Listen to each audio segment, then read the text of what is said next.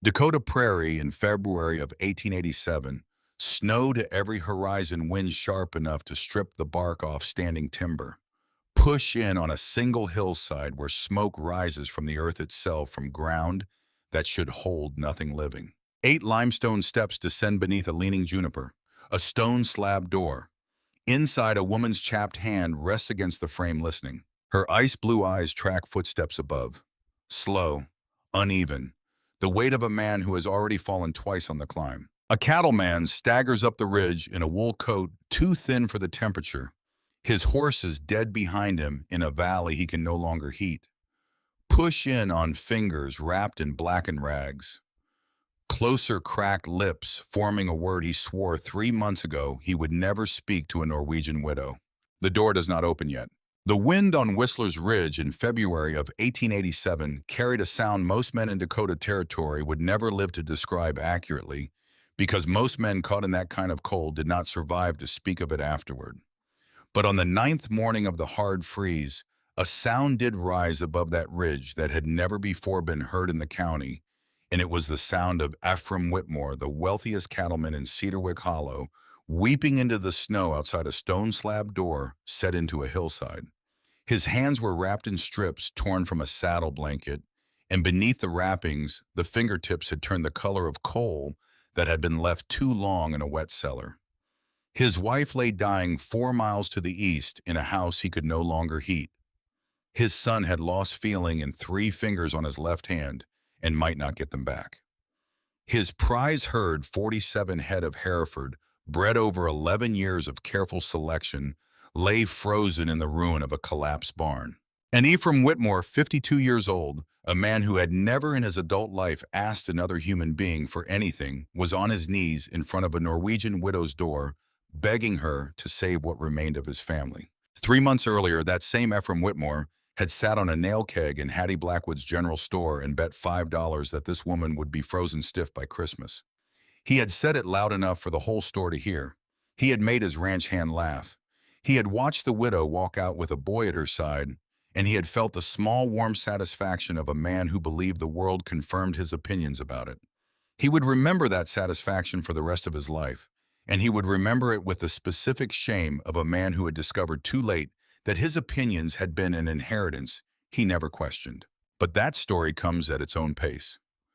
Before Ephraim Whitmore ever knelt in the snow, before the first blizzard came down out of the northwest, like a judgment nobody in the valley had asked for, before the man who called himself Cornelius Ashcraft Delacroix rode a wagon up to a stone cabin and set a forged deed on a pine table.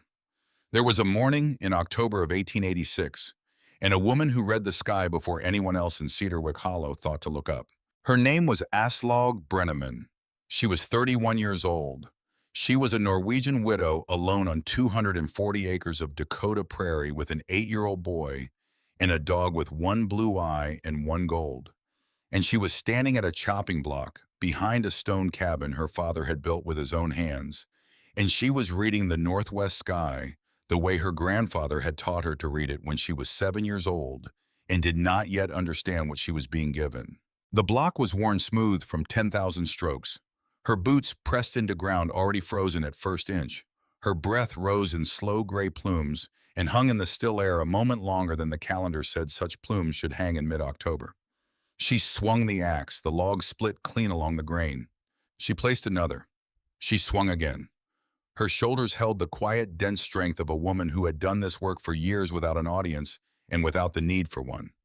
Somewhere in her lower back, a small muscle complained, as it had been complaining for 6 months now, and she noted it the way she noted the weather, which was to say without judgment and without hope of appeal. She paused between logs, not from tiredness. She lifted her face to the northwest. The sky above the Dakota plains had gone a color she had seen twice before, and both times the color had meant something the almanac was not going to warn anybody about.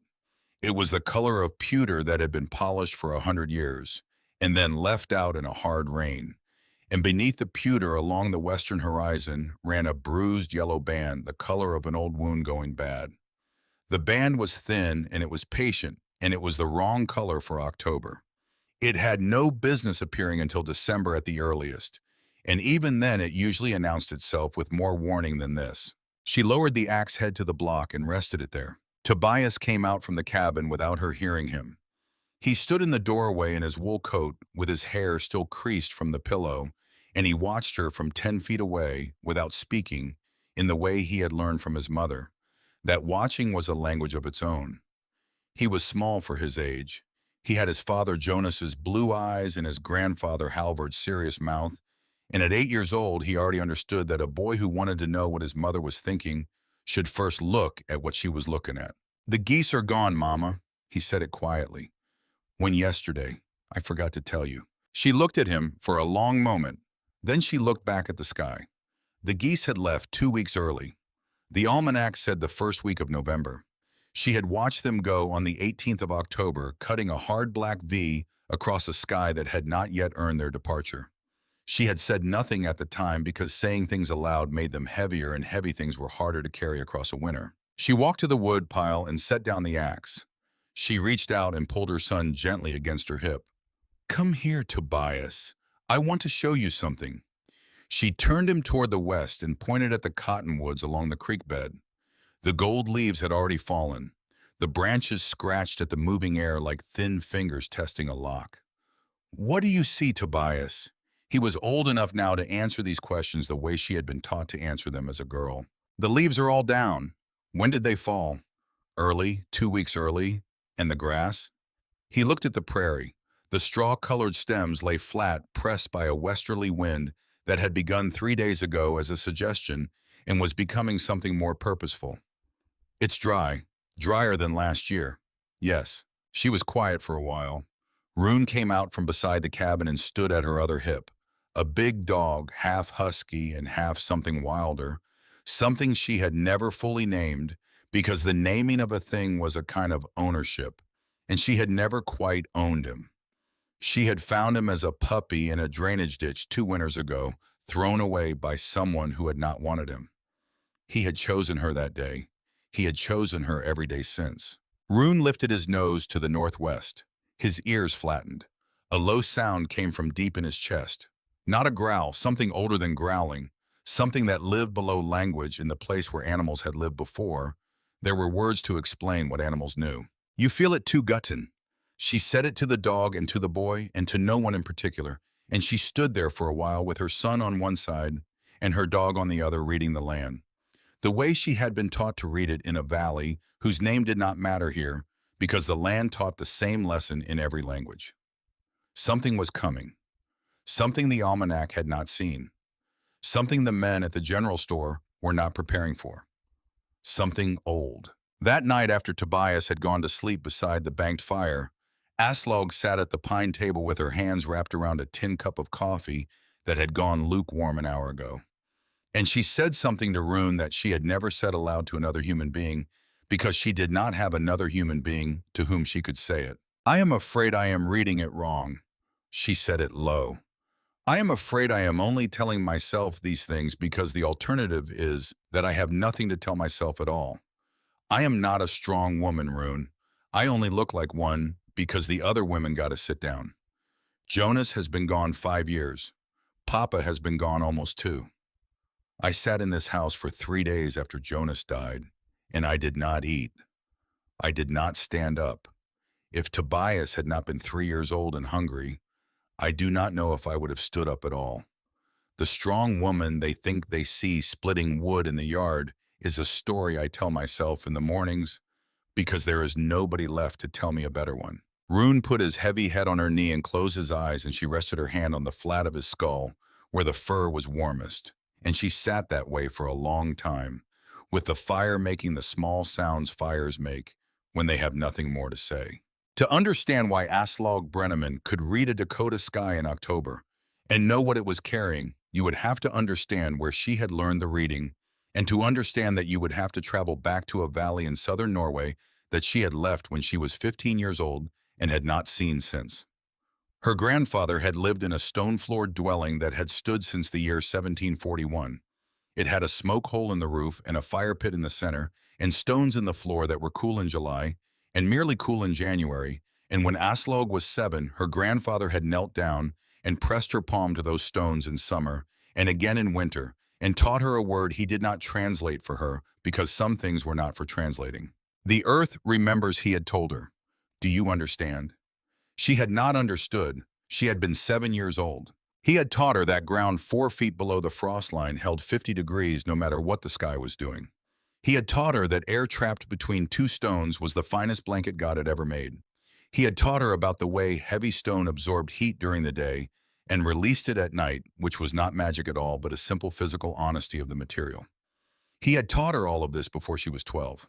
By the time she was 15, her grandfather was dead, and the winters in the old valley were changing, and the potatoes were failing, and her father had packed the family into a wagon and driven them to a harbor, and they had stepped onto a ship, and they had come across an ocean, and she had never seen those stones again. She had met Jonas Brenneman the following summer in Wisconsin.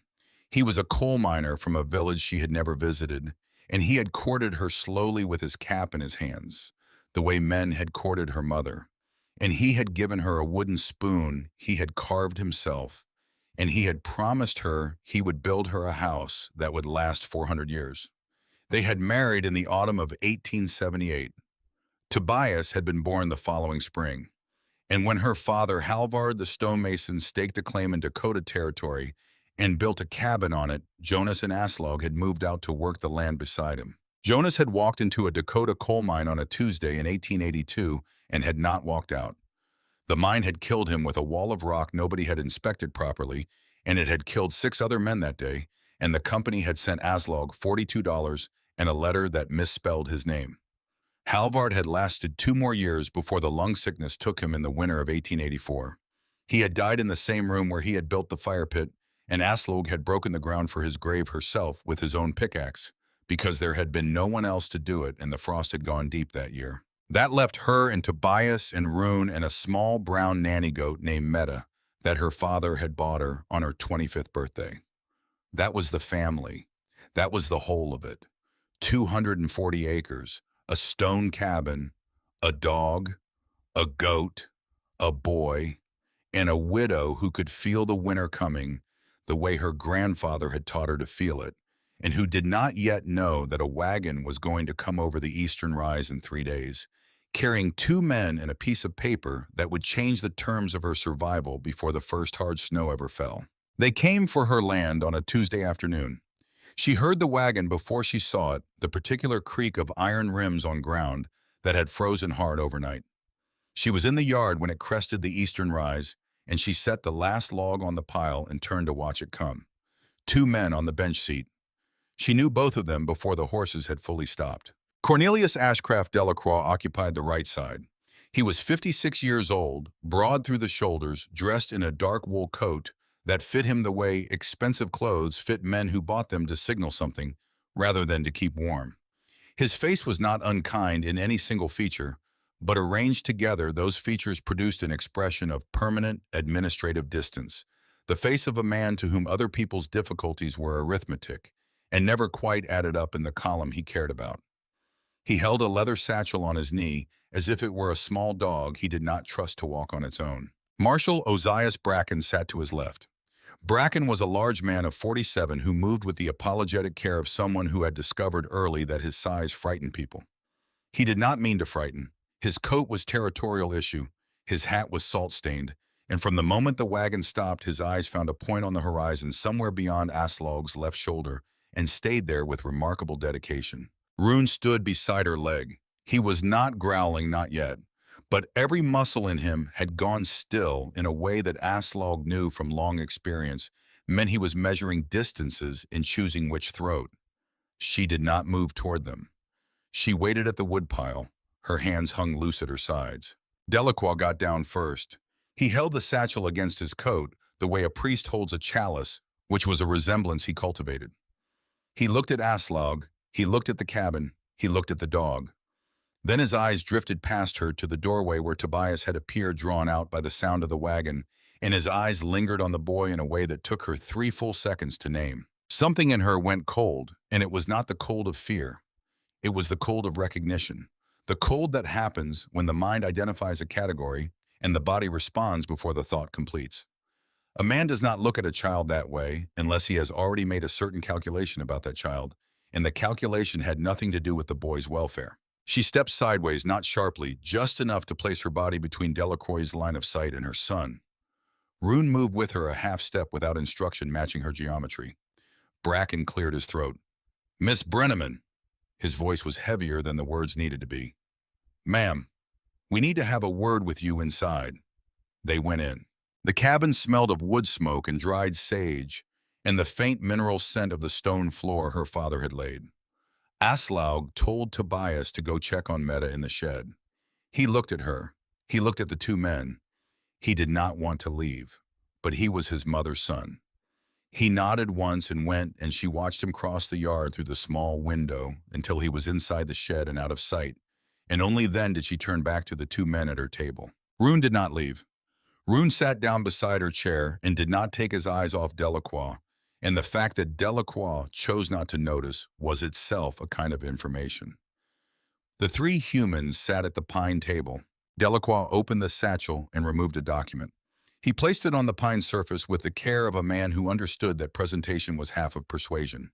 It was a deed of transfer, 240 acres township and range and section described in surveyor's language. At the bottom, a signature in dark ink. Above the printed name, Halvard Brenneman. Below that, a notary stamp bearing the seal of the county court in Fort Ashboro. Aslaug looked at it without touching it. She looked at it for a long time. She could see many things in that signature. She could see that someone had studied her father's hand.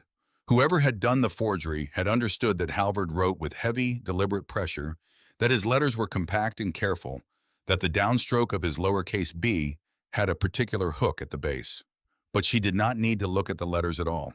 She only needed to look at one mark. The U, the slashed O. Her father had always drawn that slash from the bottom up.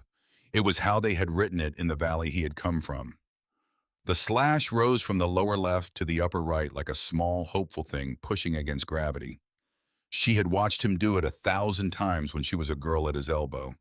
He had drawn it the same way at 7, at 17, at 70, at every age of his life. It was not a habit. It was a signature within a signature. It was the mark of a hand that had learned to write in a specific place and had never unlearned that place. The U on this deed had been drawn the other way. From the top down, left down to lower right, the Danish way. The way people who had only seen Norwegian writing in books drew it when they were trying to fake it because Danish printing was more common in American-type foundries, and the forgers had learned the letter from a book instead of from a father. She looked up. My father did not sign this document. She said it the way she would have said the table was pine as a straightforward observation about the material world. Delacroix did not blink. The Fort Ashboro court has reviewed and sealed the instrument, Miss Brenneman. What matters under law is the seal, not any individual's recollection of penmanship habits. Bracken shifted in his chair. The leather of his gun belt made a sound like a question being swallowed. He was Norwegian to his bones, Mr. Delacroix. He wrote his own name a certain way. This is not that way. The document is legal, Miss Brenneman. You have until the first significant snowfall to vacate the property. If you remain past that point, Marshal Bracken will be legally obligated to remove you. Bracken did not look at her when this was said. He looked at the floor of the wall, the small tin box on the mantel where she kept her father's letters, anything that was not her face. He was a man who understood exactly what he was participating in, and the understanding was the specific thing that made his participation worse. She had learned this distinction the year Jonas died. The cruelty of the informed instrument is heavier than the cruelty of the ignorant one, because the informed instrument has considered the alternative and chosen against it. She did not argue. She had encountered enough of the physical world's hard limits to recognize when force applied in a direction met a surface that would not yield. She stood up. Rune stood with her. You will leave now, both of you. Delacroix tucked the deed back into the satchel. He tucked it in slowly. He was letting her feel the weight of it. He was the kind of man who understood that psychological pressure was cheaper than legal pressure and could be applied without a witness. At the door he paused. He turned. He looked past her out through the small window into the yard where Tobias had come out of the shed and stood watching the wagon with a child's careful attention. That is a fine-looking boy, Miss Brenneman. It would be a shame if he were forced to make his way in the world alone. Rune's throat opened. Not a bark. a sound like distant thunder rolling under floorboards, low enough that Delacroix felt it in his sternum before he heard it in his ears. Delacroix got into the wagon. He did not look back. Aslaug watched the wagon until it disappeared over the eastern rise, and she stood in the yard for a long time after it was gone. And Tobias came from the shed and put his small, mittened hand into her large one, and Rune pressed against her leg. And she felt for the first time in nearly 2 years the particular kind of anger that was not hot but cold, the kind of anger her grandfather had once described as the useful anger, the anger that steadied a hand instead of shaking it. "Mama." His voice was very quiet. What did they want? She knelt down. She put her hands on either side of his face. She looked into his blue eyes, which were his father's eyes and had always been her weakness. "They want to take our home, Tobias." He was quiet. He was 8 years old. He had lost his father to a coal mine and his grandfather to a lung sickness, and he knew already at 8 what it was to have something taken. "Will they?" She did not answer immediately. She let the question sit in the cold October air between them because he was old enough to hear the answer, and she was not going to lie to him. "No," she said finally, "they will not, because your Bestafar taught your mama how to build, and what he taught me is stronger than what they know. And your grandfather, Halvard, taught your mama how to see, and what he taught me they cannot fake." She stood up. She looked west somewhere beyond the western ridge at a place she was not yet certain existed, but had begun to suspect might. The sky in that direction had gone the color of an old bruise, and it was beautiful, and it was a warning, and she had lived long enough by then to know that the beautiful things and the warnings were often written on the same page. Now, what happened to Marshal Bracken as the wagon crossed the eastern rise was a thing that would not become part of the county record for another 5 months. But it happened all the same, and it happened in his own chest, where no ledger would ever record it. He sat on the bench seat beside Delacroix, and he watched his own hands on his knees, and his hands were shaking not from cold. And he thought about his son Ethan, who was 23 years old and had signed a note for $600 against the family farm 18 months ago on the promise of a cattle deal that had never materialized.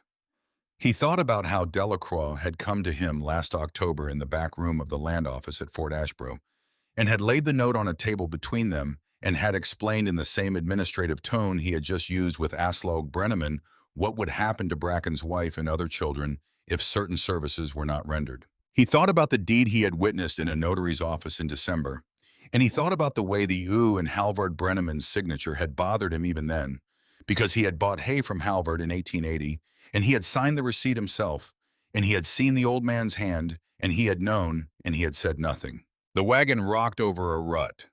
Delacroix did not look at him. Delacroix was thinking about the boy. "God forgive me," Bracken said or thought or something between the two, in a voice so low it was possible even the horses did not hear him. "I knew that signature was forged the first time I saw it. I have known for 3 months. I am carrying a lie in a badge, and the lie is going to kill that woman and that boy, and I do not know how to put the lie down without losing my own." The wind rose along the eastern rise, and the pewter sky over the northwest darkened a shade further, and neither man in the wagon spoke again until they reached the outskirts of Cedarwick Hollow, where Delacroix stepped down at the land office, and Bracken drove the wagon back to the marshal's stable alone, and sat on a milking stool in the coal barn for 40 minutes before he could bring himself to walk into his own house and lie to his wife about how his day had gone. The next morning, Aslaug walked into Cedarwick Hollow. 8 miles. Tobias walked beside her. Rune ran ahead and came back and ran ahead again, the way dogs do when they are checking a path they trust their mistress to be on, but not to defend. The wind was already picking up out of the northwest. Her fingers ached inside her wool mittens, which was normal for the season, but a shade sharper than the date warranted. Cedarwick Hollow was 3 blocks of board-fronted buildings. A feed store, a land office, a Lutheran church at the far end whose white paint was going gray at the eaves. A few horses stood at the rail in front of the general store. 2 men were talking near the feed store, and when they saw her coming, they found reasons to look elsewhere, which was itself a piece of news. She filed away without comment. She went into Blackwood's General. Hattie Ann Blackwood was behind the counter. She was 58, plump, with a broad, kind face and the specific expression of a woman who had spent her life pretending not to hear things she had definitely heard. She turned a glass jar of penny candy over in her hands when Aslaug walked in, and she kept turning it, and she did not put it down. Aslaug, honey. She said the name the way people say the names of those they are about to disappoint. I wanted to say. Mr. Blackwood, he owes Mr. Delacroix on our fall stock. And Mr. Delacroix, he came in yesterday, and he said, well, he said certain arrangements about certain customers. She put the jar down. She picked it up again.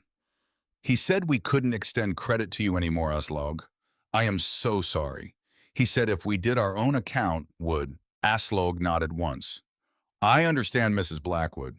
She said it without inflection because it was true. She did understand. Understanding a thing did not require her to accept the mechanism that produced it.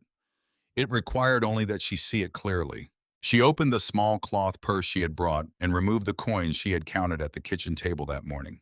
She bought a small sack of salt, 2 boxes of matches, a single needle with a bone eye. She paid 3 pennies for a folded piece of paper and a nub of graphite pencil, which Hattie accepted with the expression of a woman receiving payment for something she knew was inadequate. At the front of the store near the barrel of pickles, Ephraim Whitmore sat on a nail keg. He was 52. He owned the largest cattle operation in the Cedarwick Basin.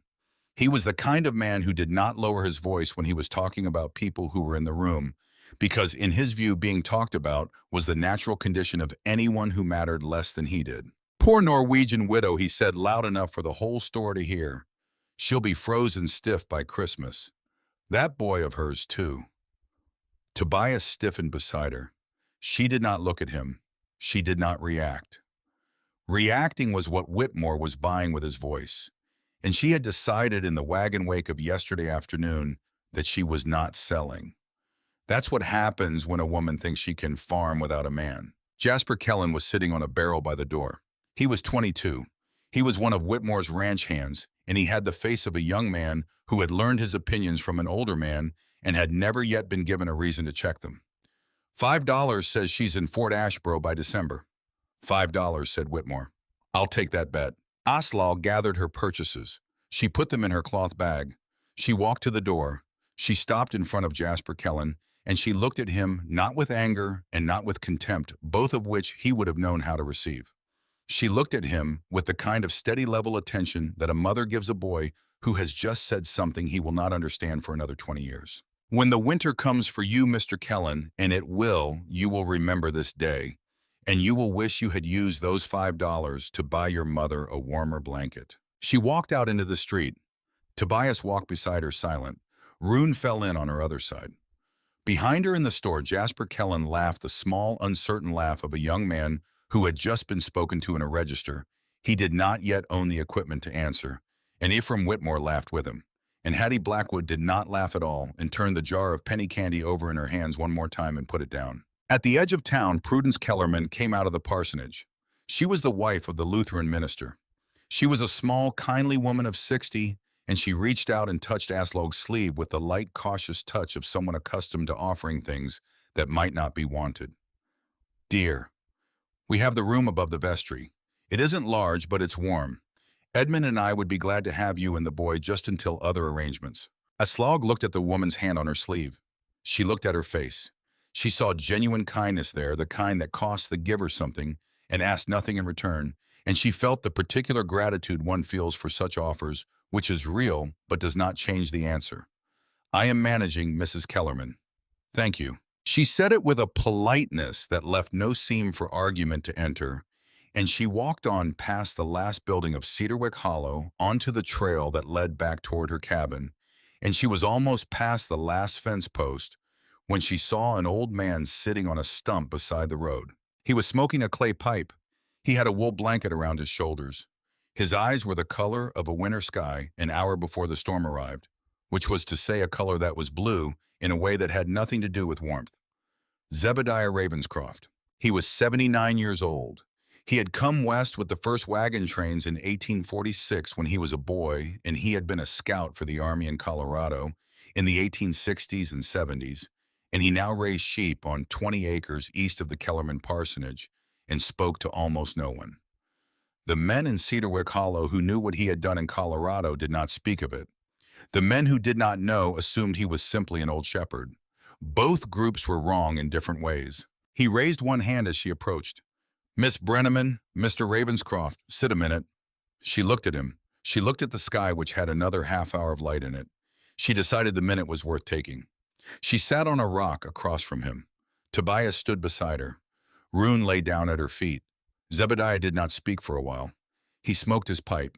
He looked at Tobias. He looked at Rune. Then he looked at her. "Your father was the finest stonemason I ever knew, Miss Brenneman. Worked with him back in '82. He built the foundation of the parsonage. Did you know that?" I did not. He talked to me one time, just the once, about a man he had known in Colorado, about a debt that man had never paid. And he asked me if trouble ever came for his daughter to give you a thing. He reached into his coat. He took out a small folded square of oilskin. He handed it to her. He said when the time came you would know what to do with it. Aslaug took the packet. She held it in her hand. It weighed almost nothing, and it weighed everything in the way that certain objects do when they arrive in the exact hour they were meant to arrive. When did he give this to you? October of '83, 14 months before he died. She looked at the old man. She looked at the pipe smoke rising in the cold air. Her voice, when it came, was steadier than she expected it to be. He knew. Zebediah Ravenscroft nodded slowly, and something moved behind his eyes that in a younger man would have been called grief, and in an older man like himself was simply the weight of years having their turn to be acknowledged. "Your father was a man who prepared for weather, Miss Brenneman. All kinds of weather, not just the kind that comes from the sky." She thanked him. She stood up. She walked home with a small oilskin packet in her coat pocket, and she did not open it until Tobias was asleep beside the bank fire, and Rune had settled his chin across the boy's small foot, and the cabin had gone as quiet as a cabin can go when the wind outside is picking at the shingles like something trying to remember how to knock. She sat at the pine table. She lit a fresh candle. She unfolded the oilskin. Inside was a single sheet of paper. It had been written in her father's hand in the language he had thought in and dreamed in and prayed in for the 71 years of his life. She read it twice. The first time her breath stopped in her chest. The second time it started again, and it started with a specific quality she did not immediately recognize. And it took her a full minute to understand what the quality was, which was the sound of a woman who had just been given at the exact moment she needed it. The piece of information her father had died carrying so that she would not have to find it out any other way. "The man who calls himself Cornelius Ashcraft Delacroix," the letter said in Halvard Brenneman's compact, careful hand, "is not Cornelius Ashcraft Delacroix. His true name is Theodore Hensley. I knew him in Colorado in 1871. He killed my brother, your Uncle Frederick, over a silver mine claim near Silverton. He changed his name. He moved east. 4 years ago, I recognized him in Fort Ashboro. He did not recognize me. I have watched him ever since. I have made preparations for you. On the western ridge of our claim, beneath a juniper tree that leans east, I built a place. I stocked it. It has everything you will need for a winter. Everything but one thing. I did not build the stove. I did not build the stove because a house another man builds for you is not fully your house. What your hands build is yours alone. You know how to build a stove. Bestafar taught you when you were 12. You will remember when the time comes. Take Tobias, take Rune, take Meta. Take what you can carry, go west, do not go east. East is where they will expect you to go. I have given Zebediah documents. He will bring them to you when the time is right. With those documents, the man who calls himself Delacroix will lose everything. Not by your hand, by his own past finally catching up to him. You must survive the winter first. Everything else follows. Do you remember what your Bestafar told you? The earth remembers. The earth remembers you, Aslaug, and I remember you, and I love you, and I trust your hands, Papa. She sat at the table for a long time with the letter in her hands. She did not cry. That would come later, and it would come at an hour she did not expect, and it would come for a different reason than she thought. She stood up and went to the window and looked west. The moon was rising behind clouds that had thickened since sundown, and the wind was moving through the cottonwoods along the creek with a purposefulness that had crossed some threshold in the last 3 hours. And somewhere out there, 4 miles across the prairie, a juniper tree was leaning east. And beneath it was a room her father had spent the last 4 years of his life preparing for a day he had hoped would not come. But now she stood at the window with her father's letter in her hand, and she understood something that she had not understood 4 hours ago on the road home from Cedarwick Hollow, which was this. Her father had known. He had known for 4 years. He had walked past her at the kitchen table and had eaten her stew and had held Tobias on his knee and had taught the boy Norwegian words for stones and stars. And every one of those days he had known that a man who had killed his brother was living 60 miles away in Fort Ashboro, and he had said nothing. She sat back down at the table with the letter still in her hand, and she spoke to Rune, who had lifted his head from Tobias's foot when he heard her chair move. "Why did you not tell me, Papa?" She said it low. "Why did you let me marry Jonas? Why did you let me have Tobias? Why did you let me plant a garden and pickle beans and sew winter coats for the boy for 8 years, while a man who murdered my uncle was living an hour's ride away, and you knew, and you said nothing?" The candle burned. The wind picked up another half note outside. Rune watched her. She looked down at the letter again, and her eyes went to the second paragraph, which she had read twice already, but which she now read a third time. "I have watched him ever since." And she understood then, though it took her a moment to understand it, that her father had made a decision that only a father could have made. He had decided that if she knew, she would live in fear. She would look at every stranger who rode into the yard and wonder. She would not have married Jonas with a whole heart. She would not have carried Tobias to term without shadowing over the crib. She would have spent her 20s bracing. Her father had done the arithmetic she now saw clearly. He had weighed her fear against her time. He had chosen her time. He had chosen to give her Jonas and Tobias and 8 years of a life in which she did not have to know, and he had carried the knowing for her alone, and he had paid for it with his silences at her kitchen table. "That man could not take from you what I did not tell you." The letter did not say, but she heard it anyway in the voice she had not heard aloud in almost 2 years, and it was the voice she would carry into the ridge and into the winter, and it was the voice that would tell her when to build and when to wait, and when to open her door and once when to keep it closed. She folded the letter. She put it in the small tin box where she kept Jonas's wedding ring and Tobias's baby tooth, and a pressed edelweiss her grandmother had given her when she left home. And she looked at Tobias sleeping on his cot by the fire, and she looked at Rune lying beside him, and she whispered into the dark in the language she still dreamed in.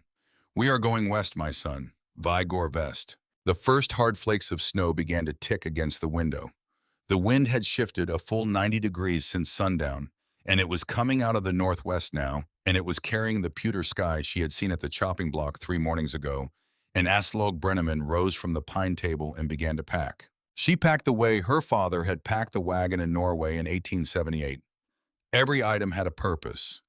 Every purpose had been thought through or would be thought through in the 4 hours she had left before the first snow accumulated deep enough to record her boot prints. 3 wool blankets, her father's axe with the edge she had honed for 2 evenings, a cast iron pot small enough to carry without slowing her pace, both boxes of matches, both bags of salt, a coil of hemp rope, a length of heavy canvas cut from a larger piece in the barn, 2 shirts and a pair of trousers she had mended with the bone needle, her father's letter in its tin box tucked inside her coat against her ribs, where she could feel the corner of it every time she breathed in. For Tobias, she packed 1 change of clothes and his father's carved wooden spoon and a small blue-covered book of Norwegian children's stories his grandfather had given him. She packed a small tin cup for him because a child needs a cup that is his, and she had learned in '82 that possessions the size of a fist were the ones that survived crossings. She went out into the yard at dawn. The snow had stopped falling for the moment, but the sky in every direction had gone the color of dishwater, left standing overnight, and the wind carried a smell that she had learned to trust more than any almanac, which was the smell of iron and coming precipitation, and something else beneath, that an old smell, a smell she associated with her grandfather's stone floor in July. She led Meta out of the lean-to.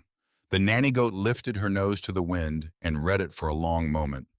Then she turned her head west toward the ridge, and Aslaug took that as a confirmation because Meta was 5 years old and had opinions about weather that had never yet been proven wrong. Rune waited by the cabin door. His tail was still. His whole body was pointed forward. He knew. Animals always know. What animals do not have is the human confusion about whether they should trust what they know, which is the confusion that had killed more people in Dakota territory than any winter ever had. She stood in the center of the cabin for a moment before she left. The room smelled of wood smoke and the dried sage she had hung from the rafters in September, and faintly of the pine shavings her father had always kept in a bowl on the sill, because he had said pine shavings were the smell of a house that was still being finished, and every house should be still being finished. She did not say goodbye to any of it. Goodbye was for things you did not expect to return to. She locked the door. She and Tobias and Rune and Meta walked out of the yard, and anyone watching from Cedarwick Hollow, and someone was watching because Delacroix had paid a hired man on the Eastern Ridge $2 a day to watch, would have seen the small procession move up the eastern rise and disappear behind it, and they would have assumed she was going to Fort Ashboro. That was the direction everyone would assume. East was where the world was. East was where the roads went. East was where a woman with a child and no husband was supposed to go. But once they crested the eastern rise and were fully out of sight of the town, Aslaug turned the small caravan 90 degrees. She led them across the frozen creek at the shallow crossing where her father had cut the ford 10 years ago. She led them into the low hills that marked the western boundary of her claim. She led them west toward the ridge, toward a leaning juniper she had never in her life seen with her own eyes, toward a room a dead man had built for her 4 years before he died. And above them the sky went from dishwater to iron, and the second wave of snow of the winter of 1886 began to come down at a slant. A woman who had grown up in a Norwegian valley knew how to read even without her grandfather to name it for her. Whistler's Ridge ran for a mile and a half along the western boundary of the Brenneman claim, and there were 6 or 7 junipers along it, all of them shaped by decades of northwest wind into permanent eastward leans. And Aslaug walked the ridge from its southern end to its northern shoulder, in a wind that had risen another quarter note since she had crossed the creek. The snow was falling steadily now, small hard pellets driven at an angle, and Tobias walked in her lee, with one hand fisted in the hem of her coat, and Rune trotted ahead of them, stopping every 50 yards to look back and make certain his people were still upright. She stopped at each juniper. She looked at its base. She looked at the ground around it. She was looking for what she had been taught to look for as a girl, not the dramatic feature, but the transition, the seam, the place where the earth had been disturbed by human hands and had been allowed to grow back over the disturbance for a decade. At the 4th juniper, she found it. The tree was old. Its trunk was thick as a barrel, and its lean was severe, easily 15 degrees off vertical, and its roots on the uphill side had been exposed by years of erosion. Those roots had grown around and over a series of flat stones arranged in a pattern that was not chance. She set down her pack. She looked at Tobias. "Stay here. Hold Meta." "Rune, sit." Rune sat. She knelt in the snow. She brushed away the fallen juniper needles and the crust of frozen leaf mold and the first thin layer of new snow. Beneath it, the seam between the largest stone and the surrounding earth was still visible if you knew to look. Barely. Just barely. Her father had done good work. He had chosen this place because a juniper's root system would grow around a stone slab and disguise it. He had chosen the stone because its weight would discourage casual disturbance.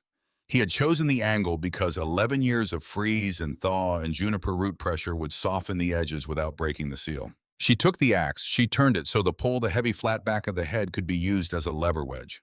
She worked it into the seam at the uphill corner where the frost cycle had opened the smallest possible gap. The stone was heavy. Her father had not chosen it for ease of access. He had chosen it for permanence. She worked the lever in 3 positions before the stone moved. When it did, it moved with a grinding reluctance, scraping against the earth beneath as she walked it sideways, degree by degree. Her breath came hard. The cold was working against her. Cold stiffened the grip. Cold slowed the fingers. Cold made the back reluctant to bend. Tobias watched from 6 feet away, holding Meta's lead rope in his mittened hand, his blue eyes wide. The stone came away. The air that rose from the opening was the most distinctive thing about it. Aslaug had not fully remembered this feeling from her grandfather's cellar in her 7th year. She had stored it as memory, but memory did not carry temperature. The air that rose from the opening was not cold. It was cool, yes, but not cold. It was dry. It carried the scent of dark earth and the faint mineral trace of stone, and something else beneath that, a smell she recognized from the deep floor of her childhood. The smell of a place that had been made ready and had been waiting quietly for the person it had been made ready for. She struck a match and shielded the flame with her whole body. She looked down. 8 stone steps descended into the dark. They were flat pieces of the same limestone her father had used for the cabin floor, each one set into the earthen wall of the stairwell with careful regularity. At the bottom, a room larger than she had expected. She looked back at Tobias. She smiled at him. It was the first time she had smiled since the wagon had come over the eastern rise 3 days ago.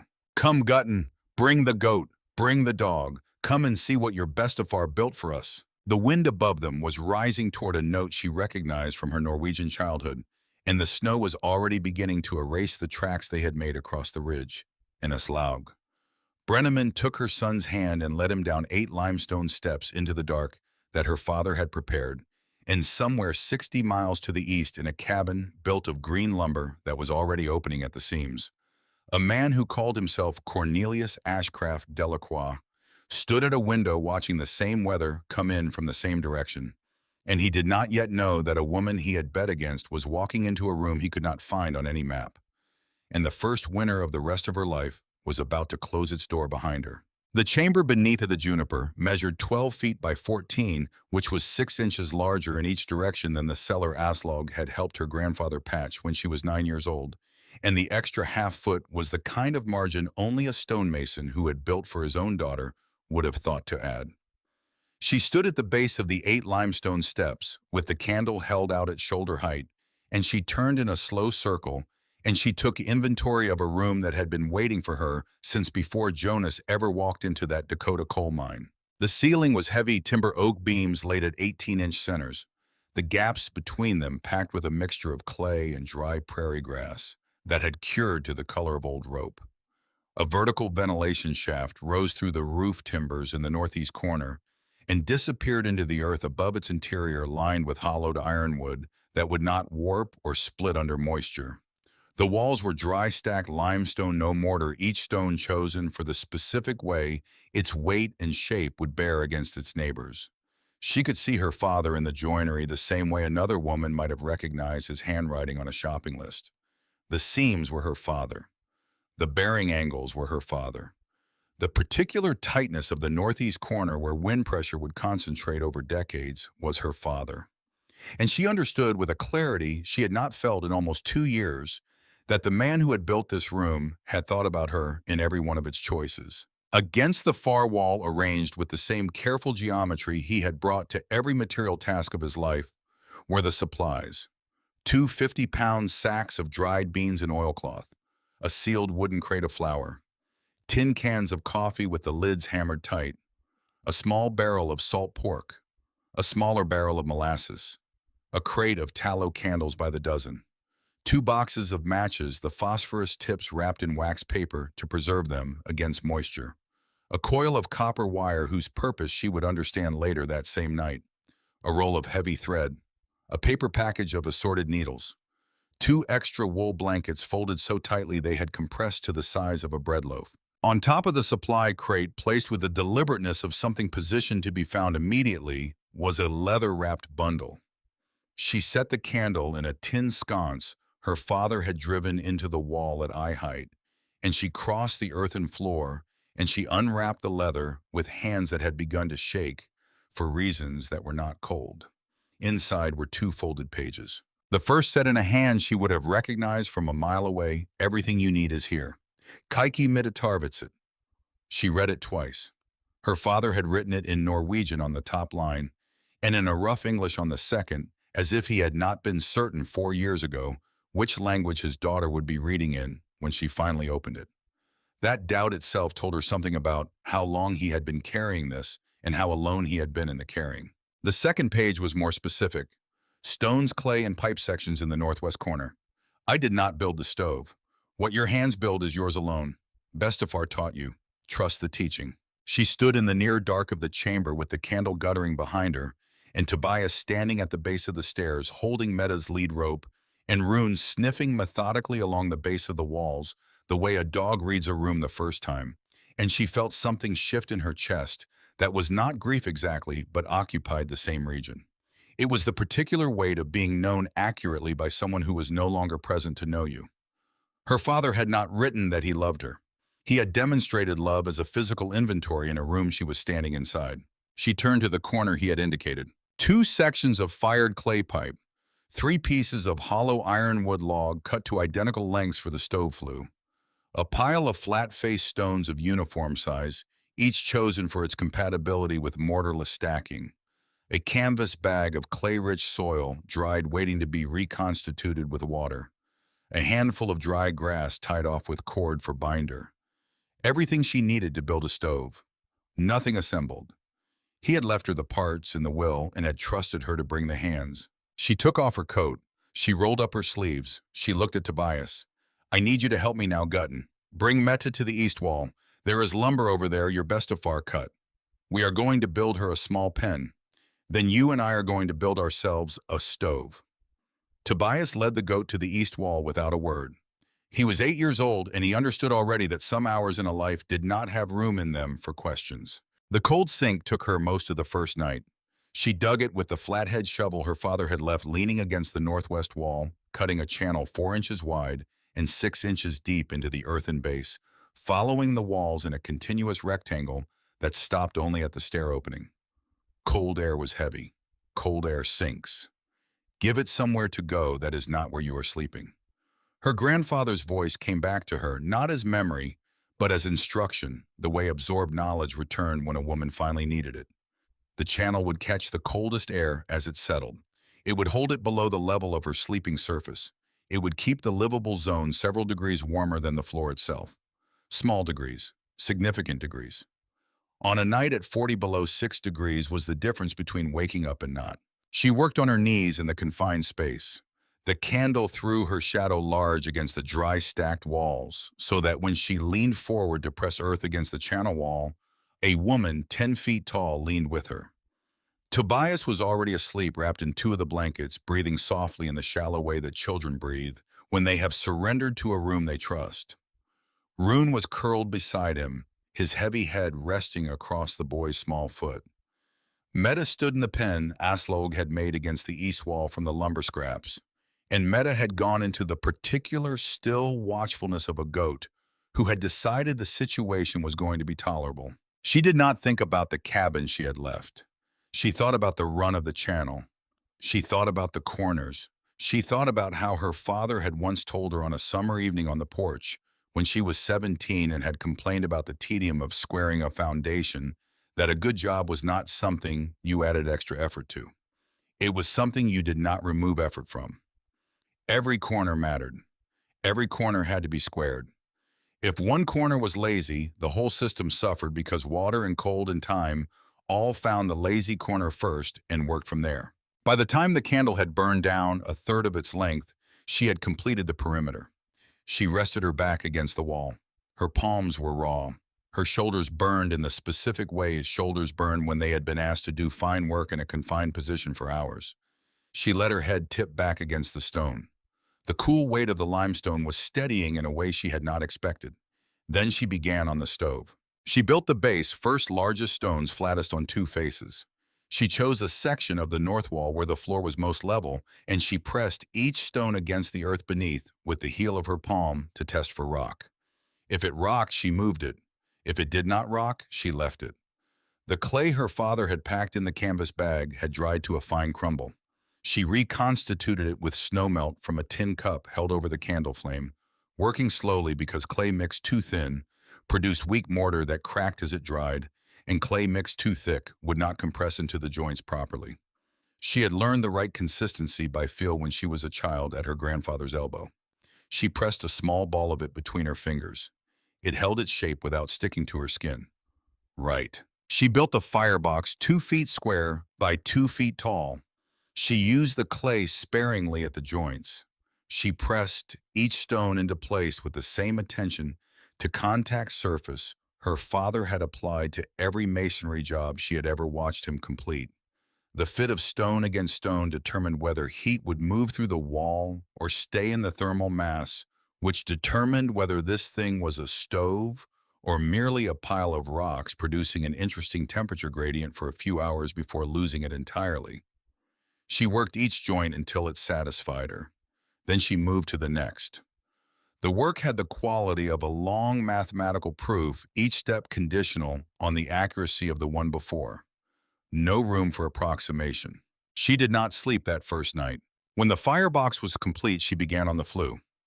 The ironwood pipe sections her father had left had already been shaped for the purpose, but she needed to cut a path through the ceiling timber for the upper section to exit, which required the hand auger, in a space that did not give her a full rotation radius.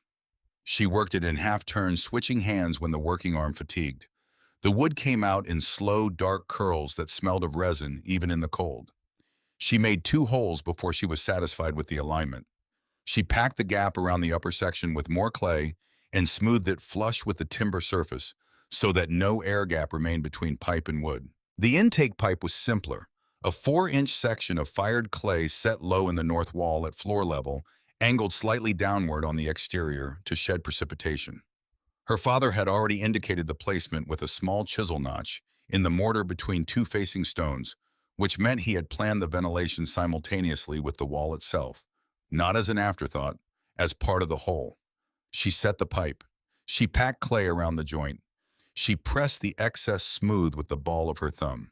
By the time she was finished, the candle had burned to a stub. Tobias had turned over twice in his sleep. Rune had not moved. She sat back on her heels and looked at the stove.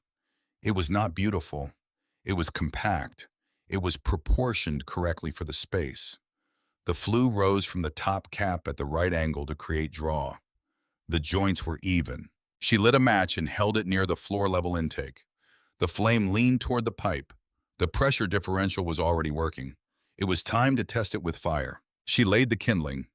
Dry pine bark stripped from the split logs in her pack curled into loose handfuls that would catch fast.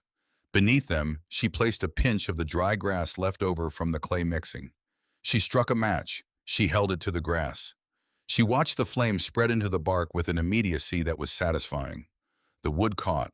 She fed it carefully, small pieces, first building the fire the way her father had built every fire she had ever seen him build, with patience, with sequence, not with haste.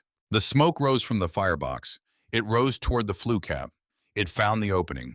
It began its passage upward for approximately 4 seconds, at which point it stopped. Reversed, came back into the chamber in a dark, acrid billow that hit her in the face with the specificity of a correction. She threw her coat over the fire to smother it. She coughed in the sudden darkness as the candle blew out in the disturbance. She dropped to the floor and pressed her face near the intake pipe at floor level, drawing clean air, and remained there while the chamber slowly cleared. Above her, the smoke hung in a layer she could feel against the back of her neck. Tobias was awake now. He was sitting up. He was coughing. "Mama." His voice was small. "It is all right, Gutton. Cover your face. Breathe low." Rune had woken too. He was pressed against Tobias, his body between the boy and the smoke, though the smoke did not know a body from a stone, and Rune's willingness to interpose himself was a matter of instinct and not of physics. Mette had gone quiet in her pen with the particular stillness of a goat, waiting to see whether the humans were going to handle this. Aslaug crouched at the intake pipe. She breathed slowly. She thought she had built the stove correctly. She had checked the joints. She had checked the draw. The intake worked. The flue was clear. Or was it? There was a difference between the flue being clear inside the chamber and the flue being clear where it exited into the earth above. She had verified the interior. She had not verified the exterior. She looked at Tobias. His face was smoke-streaked. His eyes were huge in the near dark. "Mama." His voice was smaller than she had ever heard it. "Are we going to die?" She did not answer immediately. She was 31 years old. She was in a hole in the ground under a juniper tree with her son and her dog and a goat and a stove that did not work. Above them, the first serious snowfall of the winter of 1886 was accumulating faster than the almanac had ever predicted. Somewhere in Cedarwick Hollow, a man was waiting for her to die on schedule, and she had just discovered that her escape plan had a design flaw she could not see from where she was sitting. She reached across the smoke-hazed space and put her hand on the side of her son's face. "No, Tobias." She said it low and she said it steady, and she said it in the voice her father had used with her the night Jonas died. "We are going to find the problem. That is what your bestafar did his whole life. He found problems and he fixed them one at a time. And if he could not fix one, he broke it into smaller ones until he could. We are going to do that now." She stood up in the smoke. She lit another candle from the embers still glowing at the base of the smothered pile. She climbed the stone stairs. She pushed back the stone slab enough to see out. The snow was already ankle deep. It had covered her tracks from the afternoon. The wind was working sideways across the ridge in a way that meant the exterior of the flue was catching it wrong. She fought her way to where the flue pipe exited the hillside. It was a short iron section visible as a dark circle against the white. She took the coil of copper wire from where she had left it near the entrance. She straightened a length of it. She worked it into the opening. 3 inches in the wire met resistance. She worked it in a circular motion. She felt something give.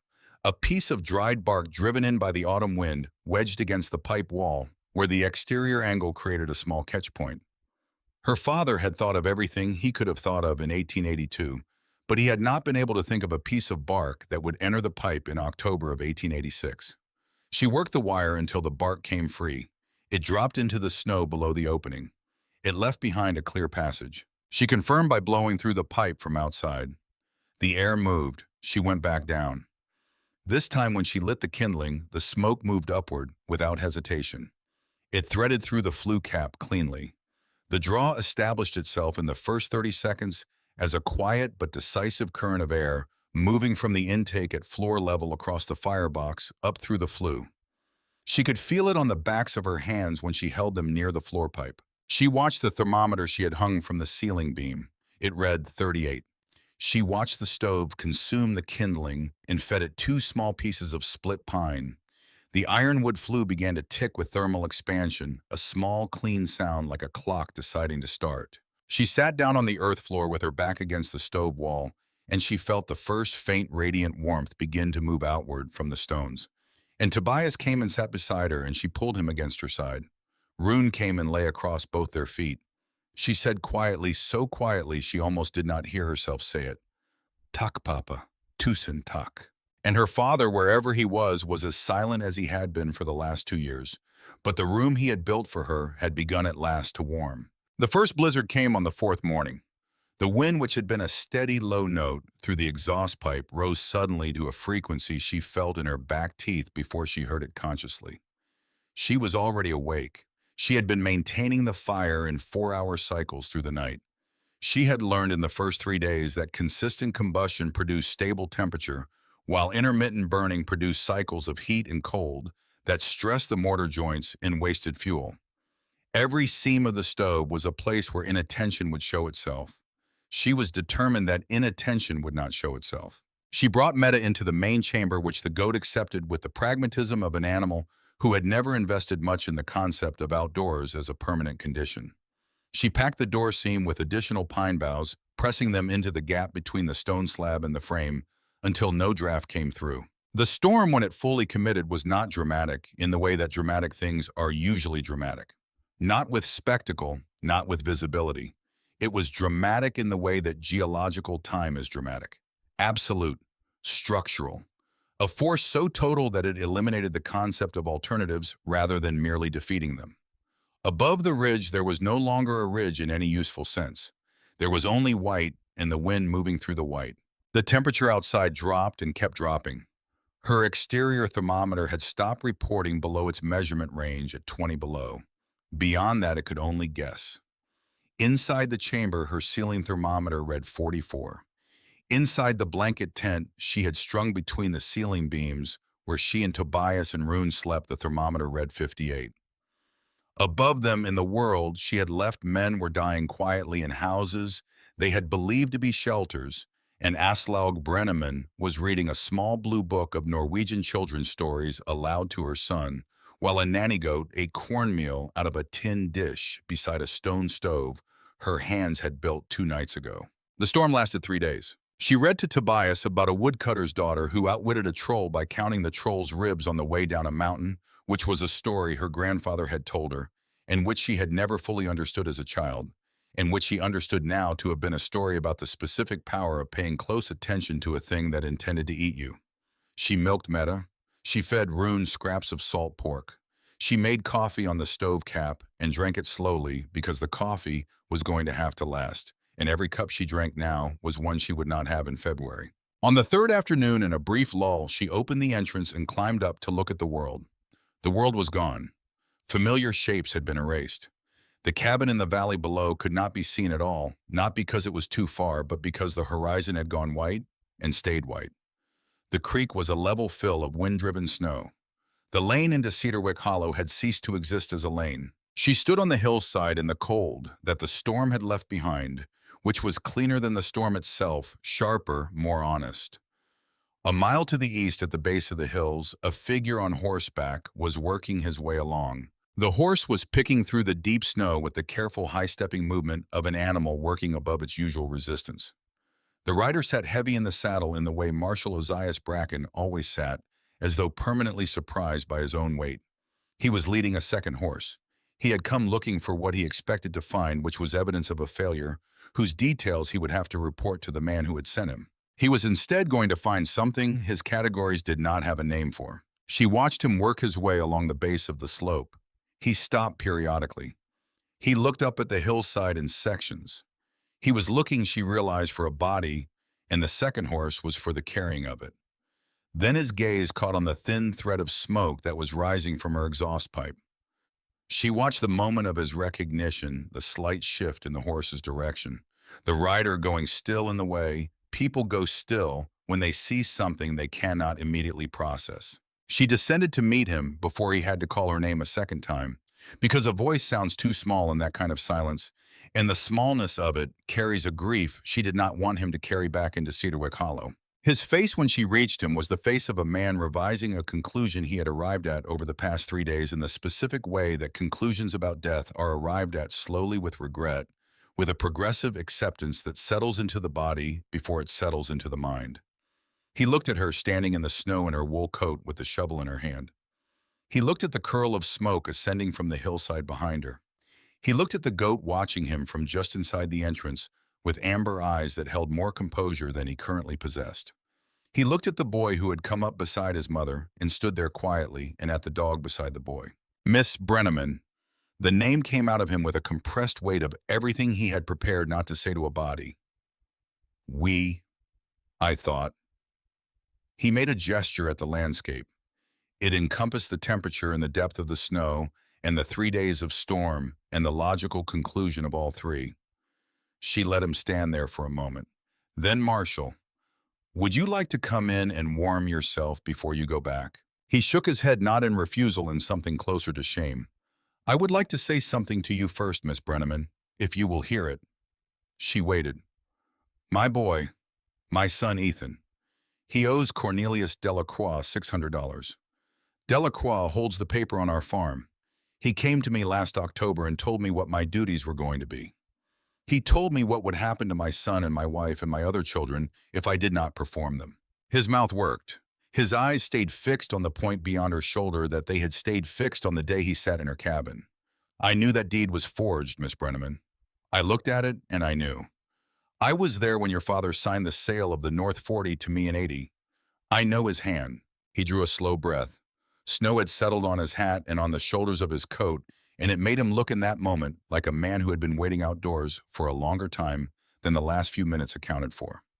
When I ride back to Cedarwick Hollow and I tell that man that you are alive, he is going to send someone worse than me. I want you to know that. And I want you to know that I am going to spend the rest of my life making up for what I have done here, if you will let me. Aslaug looked at him for a long moment. She had learned in the last 3 days that some men were made small by their situations and some men were made large. And Ozias Bracken had come to her ridge that morning, made small, and he was going to ride away, made a little larger, and she could see the transition happening in his shoulders. Marshall, go to Zebediah Ravenscroft, tell him what you have told me, tell him I am alive, and tell him it is time. Bracken touched the brim of his hat. Snow fell from it. He wheeled the horse. He rode east back into the Rune Valley with his shoulders held differently than they had been when he had ridden in. She watched him go until he was small against the white. Then she turned to Tobias. "Come, Gutton. Inside. There is more work to do." The news reached Cornelius Ashcraft Delacroix by mid-afternoon. He received it not with the discomfort of a man proven wrong, because he was not the kind of man who permitted himself that experience. He received it with a surge of something colder than anger, more focused than frustration. A plan predicated on the winter had encountered a woman who had apparently made other arrangements with the winter. This was not a moral problem for him. It was a logistical one. He rode out himself the following morning. He followed Bracken's track. He found the entrance without difficulty. He found Aslaug outside, splitting the remaining wood from her pack into pieces, sized for the firebox, and he did not call her name. He walked to the entrance and began kicking at the snow around the stone slab of purposeless violence. The entrance opened inward. Snow at the exterior was irrelevant to it. But the kicking revealed the specific quality of a man whose instrument had failed and who was applying force to the wrong object because he no longer knew where the right object was. Aslaug stopped splitting wood. She turned to face him. She held the axe loosely at her side, not raised, not lowered with any theatricality, simply held the way a tool is held when a person is carrying it. Rune stood at her left knee. Every hair along his spine was raised, but he did not move. He did not need to. Delacroix looked at the dog once and did not look at him again. His voice, when he turned to face her, had lost some of the administrative smoothness. It had shifted a half register towards something rawer, and she filed the shift as information. A man losing his voice was a man losing his footing. "This is my land. Every inch under this snow is mine. That animal is standing on my property, which makes it my property. You are a trespasser on a legally transferred claim." She looked at him. He was standing in 18 below Fahrenheit in a wool coat that was too thin for the temperature. He had ridden out to assert ownership of the cold. Whatever case he believed he was making, the cold was making a different one. He was already shivering. He was trying not to. She could see the small tremor at the corner of his jaw. She had nothing to say that the situation was not saying more efficiently. The silence between them stretched. She let it stretch. She had noticed over the past 2 years of managing her father's affairs that men like Delacroix could not survive silence for long because silence deprived them of the response they required to sustain themselves. He broke first, and when he broke in a way he had not planned. "You Norwegian witch, you cannot stay in a hole through winter. No one can. Whatever you have done here, it will fail. And when it does, I will find you where you have crawled to, and you will not find shelter in this county again. Not you, not that boy. You Brenneman dogs are all the same." The word Brenneman hung in the air between them. She had not been paying full attention until that moment. She was tired. She had been up before dawn. She had milked the goat and cleaned the flue cap and rationed the coffee. But when he said Brenneman, some part of her mind went still and clear. Her father's brother, the Frederick her father had written about in the letter, had not been a Brenneman. He had been a Rodeo.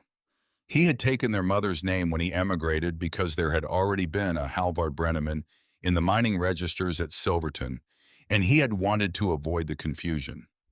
Her father had told her this exactly once on a summer evening on the porch when she was 19, and she had barely listened at the time because the story had been about paperwork and the sunset had been more interesting.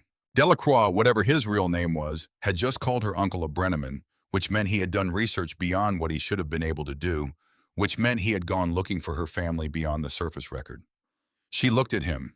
She looked at him carefully in the way a person looks at a knot she has just realized was tied by someone who knew what they were doing. "Say it again, Mr. Delacroix." His face changed. He realized what he had said. "Say what?" "Say the name you just said."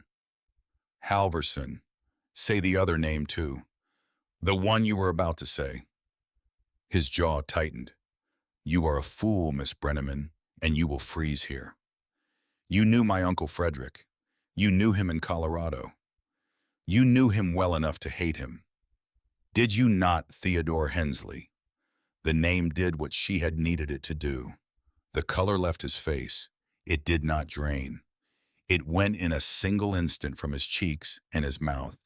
His right hand moved toward the inside of his coat. She did not move, because from the hill above them, from the direction of the small pine stand, where he had been quietly tracking a mule deer since dawn, Wilhelm Krauss had heard the raised voices and had come forward to the edge of the tree line. Wilhelm was 39 years old. He was a German carpenter who had homesteaded 5 miles to the north 2 years ago. He held a Sharps rifle across his forearm in the way a man holds a rifle he does not intend to use but wants people to see. Delacroix saw him. The hand inside the coat came back out empty.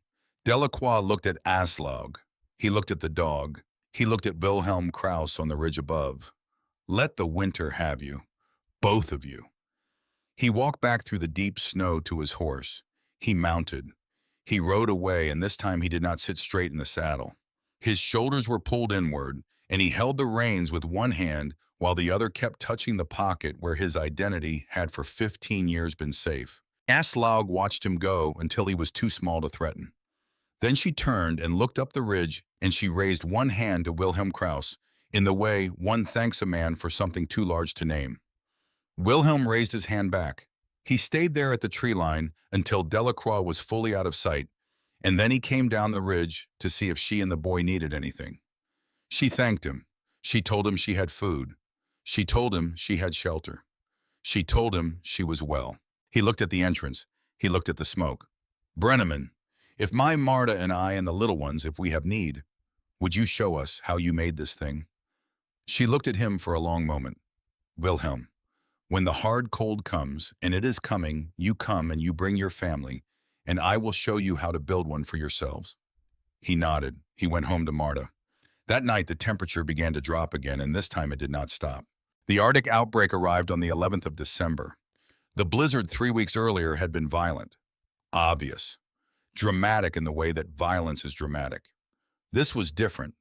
The blue norther was patient. The sky was clear. That was its signature deception. A blue so deep it looked temperate from inside, as though the air itself were warm rather than the opposite. The temperature dropped to 22 below on the first night. On the fourth night, 31 below. On the seventh, 39 below. There was no wind to speak of, which was in the end the worst aspect of it. Wind at least announced itself. Wind gave you something to fight.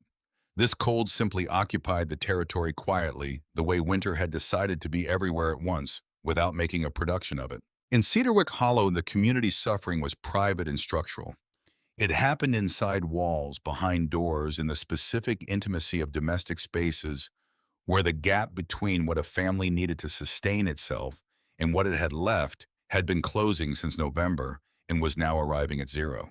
Ephraim Whitmore had managed his wood supply with the confidence of a man who had survived previous winters and assumed the previous winters were representative. They were not representative. He went out on the 9th day of the hard cold to fell a dead pine he had been watching from his kitchen window, close enough he judged to manage alone. On a day cold enough that his axe blade lost its temper in the first 20 minutes of work, the tree came down wrong. It came down 11 degrees off the direction he had planned, which was enough to send the crown through the south wall of his cattle shelter rather than into the open ground beside it.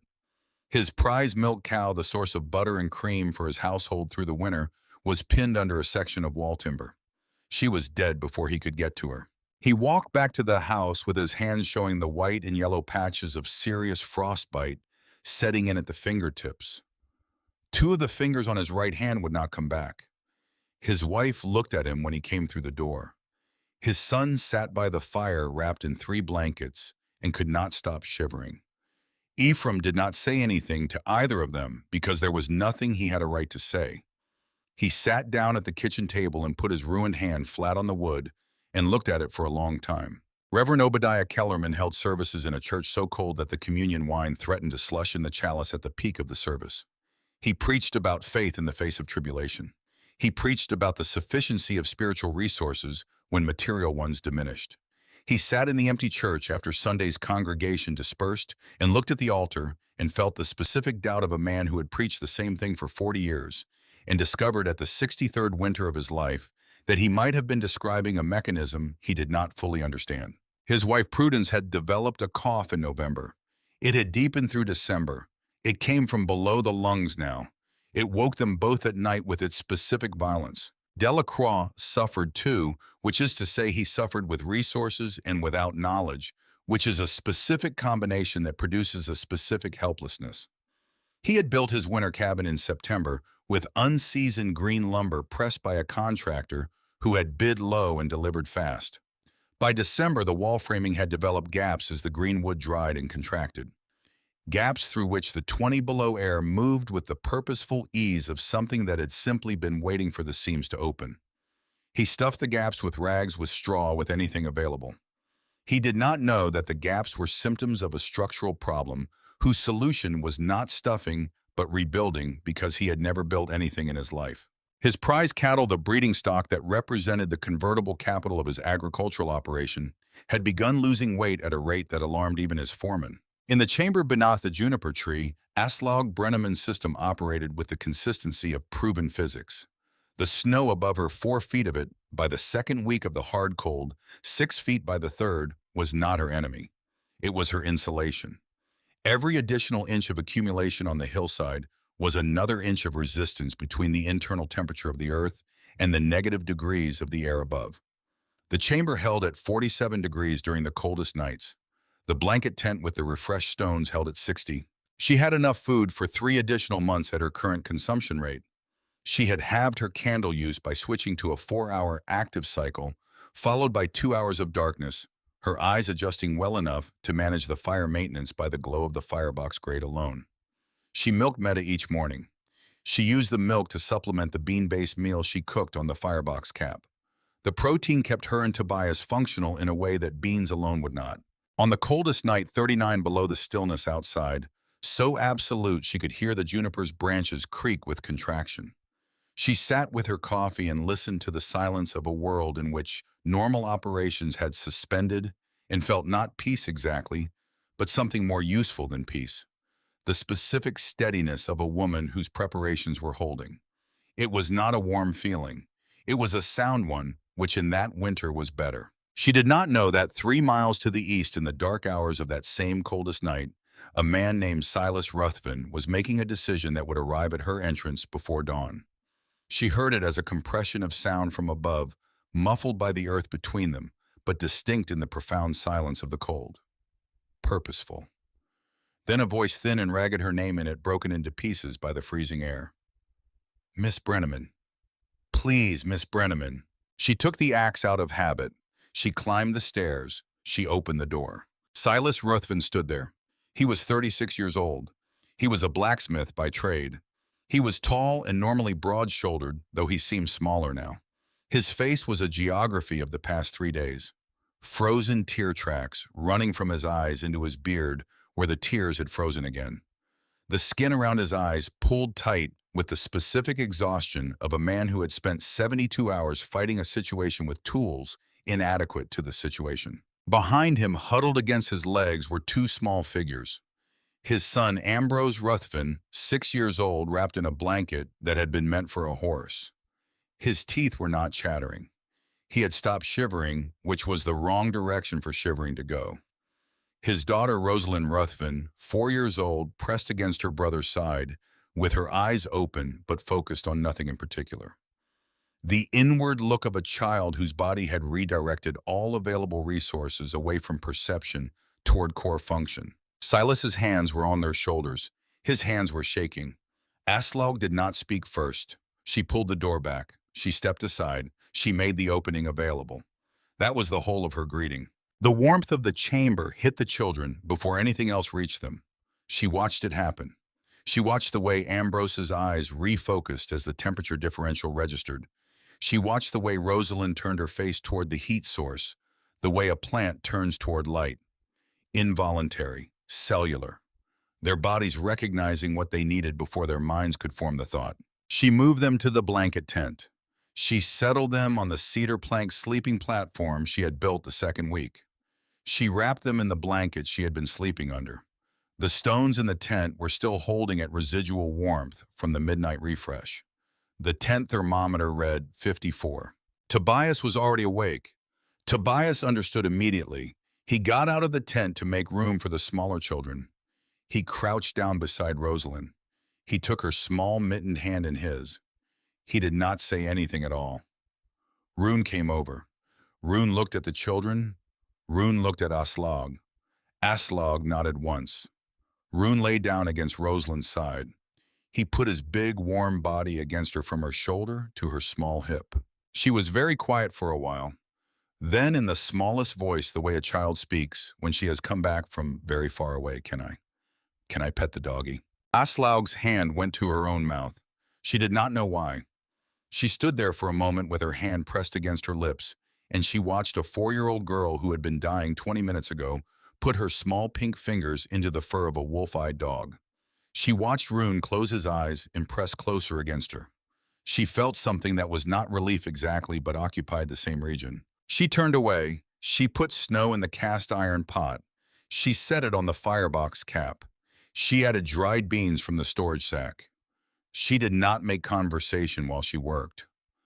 Silas stood in the main chamber with his hands hanging at his sides. The ice in his beard was beginning to melt in drops that fell to the stone floor. His eyes moved around the room in the way that eyes move when the brain is trying to reconcile what it expected with what it found. When the broth was hot enough to hold without burning, she poured it into tin cups. She took 2 of them to the tent. She helped Rosalind hold her cup. She watched Ambrose take his cup with both hands and drink without stopping. She brought the 3rd cup back to Silas. He drank. He set it on the floor beside him. He put his face in his hands. He held it there. The breath that came out of him carried 3 days of held weight. Aslaug let the silence do what silence does. Then she turned to the flat stone she used as a writing surface. She took the graphite pencil from the crate shelf. She set the stub of its tip against the stone. She began to draw, not from sentiment, not from an impulse toward generosity in the abstract sense, not the generosity of surplus, which was a lesser thing, the generosity of transfer, which was a different thing entirely. She drew the cold sink channel first. She labeled its dimensions with numbers because numbers translated across levels of exhaustion that words sometimes did not reach. The firebox followed 2 feet by 2 feet by 2 feet. She drew the flue angle with a dotted line at the precise degree her father had specified. She drew both ventilation pipes, the intake low on the north wall, the exhaust high on the south, the arrows indicating the direction of air movement that made the draft self-sustaining once established. She drew the blanket tent within the larger space. She marked the rope attachment points on the ceiling beam. She indicated the sleeping surface elevation above the cold sink. When she was finished, the drawing covered most of the flat stone surface, and it contained in compressed form everything her father had spent 11 years thinking about. Silas had stopped looking at his hands. He was looking at the drawing. Silas, do you have a south-facing slope on your claim? He thought about it with the carefulness of a man who understood from the evidence of the past 3 days that questions about terrain now required honest rather than approximate answers. There is a rise behind the forge. It faces roughly south-southwest, 30 feet of slope before it levels. That is sufficient. She tapped the drawing at the point indicating the chamber dimensions. 10 by 12. You do not need larger.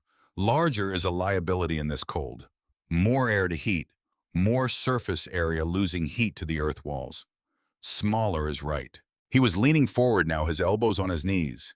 His eyes moved between the drawing on the stone and her face with the focused attention of a student who had discovered too late, but not permanently too late, that the subject mattered. She gave him the bag of beans she had been rationing from. Not the whole bag, half tied off with a length of cord, 2 tallow candles, the graphite stub, a piece of canvas cut from the corner of her supply wrap on which she had copied the drawing in simplified form while he ate. These were not gifts.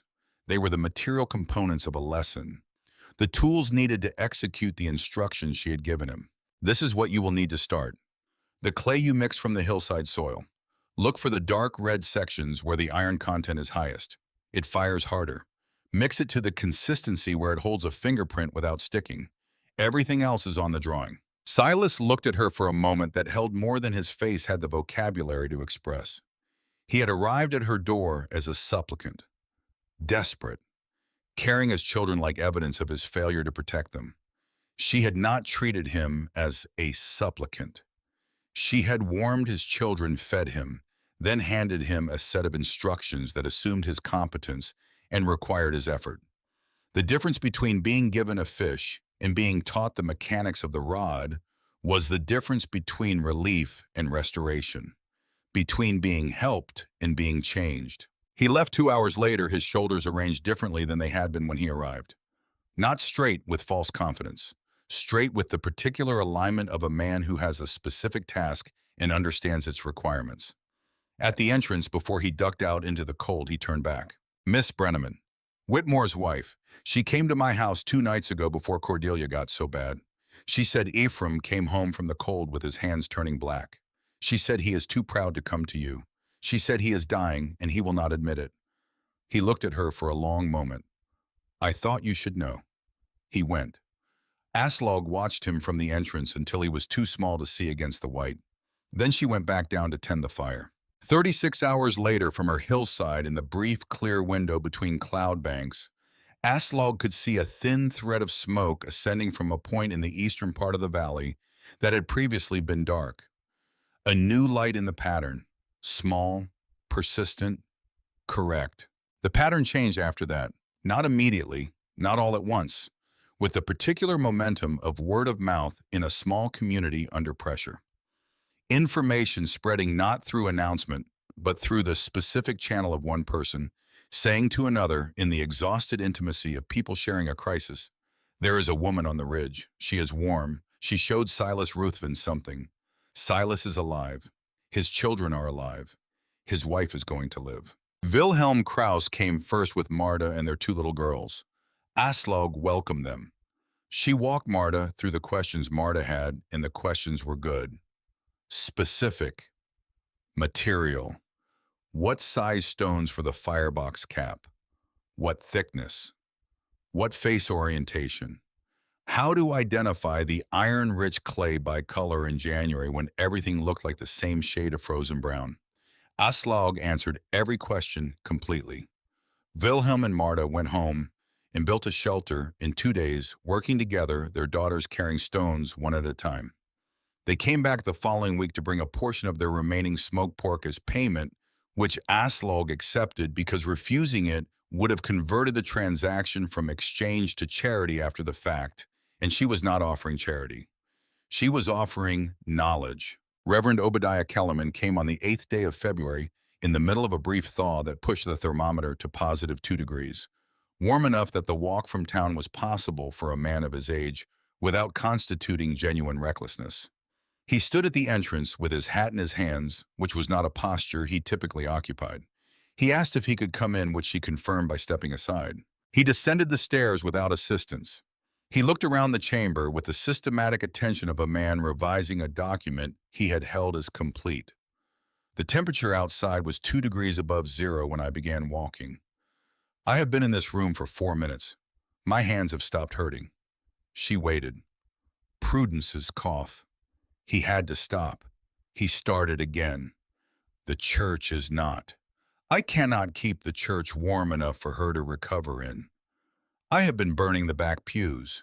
He said this with the specific shame of a man who had damaged something he had been entrusted to protect. I need to understand what you have done here if you will teach me. She showed him the drawing. She explained the principles in the same sequence she had explained them to Silas. Cold air sinks, thermal mass absorbs, ventilation sustains, reduced volume concentrates. She did not simplify it for him the way she might have for someone with less education.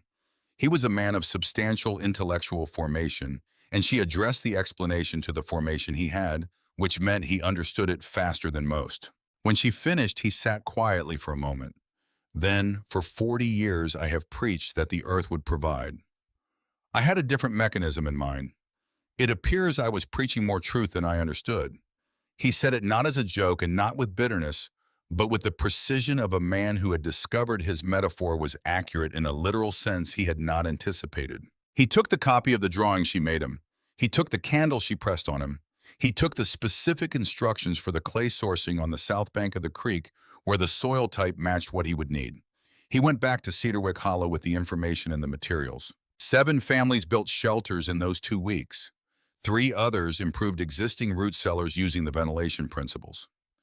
The chamber beneath the juniper tree became during that period a school of a specific kind, one that had no schedule, no curriculum, no formal relationship between teacher and student. Only the functional urgency of people who needed to understand something and the presence of a woman who understood it. She taught without condescension. She corrected errors without emphasis. She asked questions instead of providing answers when a person was close enough to reach the answer themselves. Because that was the difference between giving someone a warm winter and giving someone the capacity to produce warmth. Knowledge that saved only its holders, she had come to understand in the long nights of December and January, was knowledge poorly positioned. It belonged to the use of it. She was not unaware of the irony. The community that had averted its eyes in Blackwood's General, that had offered the attic room as the full extent of its practical solidarity, was now coming to her in the same direction all urgent traffic eventually goes toward the person who had prepared. She did not use this irony as leverage. She did not collect the debt implied by their earlier distance. Ephraim Whitmore came on the 12th day of February. He came without an announcement. He came on foot because his horses were dead. He came in a coat that was inadequate for the temperature because his good coat had been ruined, and he had none left. He walked the 4 miles from his claim to Aslaug's entrance in the space of 6 hours. Twice he sat down in the snow and did not intend to get up. Both times he got up anyway. She heard him come up the ridge. Rune heard him first and went to the door and made the low sound in his throat that Aslaug had come to recognize as the sound that meant a person is approaching who is not a threat, but who is not well. She opened the door. Ephraim Whitmore stood there. He was 52 years old. He had lived in the Cedarwick Basin for 29 years. He had 3 months ago sat on a nail keg in Blackwood's General and said loud enough for the whole store to hear that a poor Norwegian widow would be frozen stiff by Christmas. He was not going to say that today. Today his lips were cracked, his skin was gray, his hands were wrapped in strips of blanket. He could not fully close his mouth because his jaw was shaking too hard. He looked at her, his eyes filled with tears that would not fall because tears required moisture, and his body was rationing. "Miss Brenneman." She stepped aside. She did not say anything. He came down the stairs slowly, so slowly he nearly fell twice. She caught his elbow the second time. She helped him to the earth floor. She sat him against the stove. She did not ask about his family. She was going to, but first she was going to warm him, because a man cannot answer questions about his family when he cannot feel his own hands. She unwrapped the strips of blanket from his hands. She did not react to what she saw. She had seen frostbite before. She had seen worse. She warmed water in the pot. She cleaned his hands. She wrapped them again in clean cloth. She poured him coffee. She had been rationing the coffee since January. She used a full measure for him. He drank it. He drank it in silence. His shaking gradually subsided. Then, without looking at her, he began to speak. "My cattle. 47 of them are dead. The barn collapsed on the 22nd. My son Marcus. He cannot feel 3 fingers on his left hand, and I do not know if they are going to come back. My wife has the same cough Prudence Kellerman has. It is not going away." He looked into the coffee cup. "I burned everything, Miss Brenneman. The fence posts, the chairs, my grandfather's writing desk. I burned them all, and it was not enough. The fire could not keep up with the cold that was getting into the house." He looked up. "I sat on that nailed keg in November, and I called you a fool. I bet money on it. My son bet with me. My ranch hand bet with me." My neighbors laughed. His face broke. Then it did not break the way faces break when men are performing grief. It broke the way faces break when the performance ends. "I was wrong." The words came out slow, each one costing him something. "I was wrong. I called you a fool while you were building the only thing in this valley that could save my family. And I have no right to ask, Miss Brenneman. I have no right. But my wife is going to die. My boy is going to lose his fingers. There is no one left in Cedarwick Hollow who does not owe me money, and remember what I said. I am asking, please show me how, and come to my house and show my wife what warm feels like. Even 1 hour would let her rest." Aslaug looked at him. She looked at him for a long time. There was no triumph in her face. There was no vindication. There was only a woman looking at a man who had done something most men did not know how to do, which was to say aloud in a room where he could not be misheard that he had been wrong in the specific way he had been wrong. "Mr. Whitmore," her voice was quiet. "Get up, we are going to your house. Your wife and your son and I are going to bring them here, and you are going to learn to build a shelter. And next winter, when someone new comes to this valley who does not know how to prepare you, are going to teach them what I am about to teach you." He nodded. He tried to stand. He could not the first time. He tried again. He stood. She and Ephraim and Tobias and Rune walked out into the cold. They walked toward Whitmore's claim in a wind that had begun over the past 3 days to lose the killing edge of January, though the cold itself had not yet loosened. Ephraim walked half a step behind her, which was where he was going to walk for the next 18 years of his life on every ridge she taught from. And he did not yet know it, and she did not yet know it. But Rune knew it because Rune walked between them the whole way, matching their pace like an animal who had understood before either of the humans that a chain was being forged that would outlast the winter. The Whitmore ranch, when they reached it, was not the property Ephraim had described. It was the wreckage of the property. The corral fence lay in sections on the frozen ground where he had cannibalized rails for firewood. The barn roof sagged inward toward the collapsed south wall, and a dark shape beneath the timbers was the frozen milk cow he had not been able to bury. The main house stood, but stood the way a man stands after a long illness, upright without conviction, its chimney smoking too thin for the size of the structure. Aslaug took the front steps one at a time with Tobias behind her, and Ephraim opened the door with a hand he could not fully close, and the air inside the house was 31 degrees. Iona Whitmore lay on a cot pulled to within 4 feet of the parlor stove. She was 48 years old. She had been in November a broad-shouldered woman with the strong jaw and quick laugh of a rancher's wife who had worked outdoors her whole life. What Aslaug saw now on the cot was a woman whose flesh had begun to leave her, in that particular pattern illness produces when the body starts spending its reserves faster than food replaces them. Her eyes were open. Her lips had gone the pale blue color that meant her lungs were not moving enough air. Marcus Whitmore sat on a stool beside her, 18 years old, 3 fingers on his left hand, wrapped in a rag stained with something that was not blood, but was worse than blood. He looked up when the door opened, and he looked at Aslaug the way a boy looks at the doctor his father should have called 2 weeks ago. "Iona," Aslaug knelt beside the cot. "Mrs. Whitmore, I am going to move you. Do you understand?" Iona's eyes tracked her face, a small nod. "You will be warm within the hour. You will breathe easier by tomorrow morning. Your husband is going to carry the front of the cot. Your son is going to carry the back. My boy and my dog are going to walk with us. We are going to move slowly. I need you to keep breathing at the pace you are breathing now. Do not try to help. Do not try to talk. Save what you have for the trip." She rose and turned to Ephraim, who was already reaching for the head of the cot. Marcus reached for the foot without being told. Tobias, who had never lifted anything heavier than a bucket of oats in his life, took hold of Iona's boot and steadied it against the sway.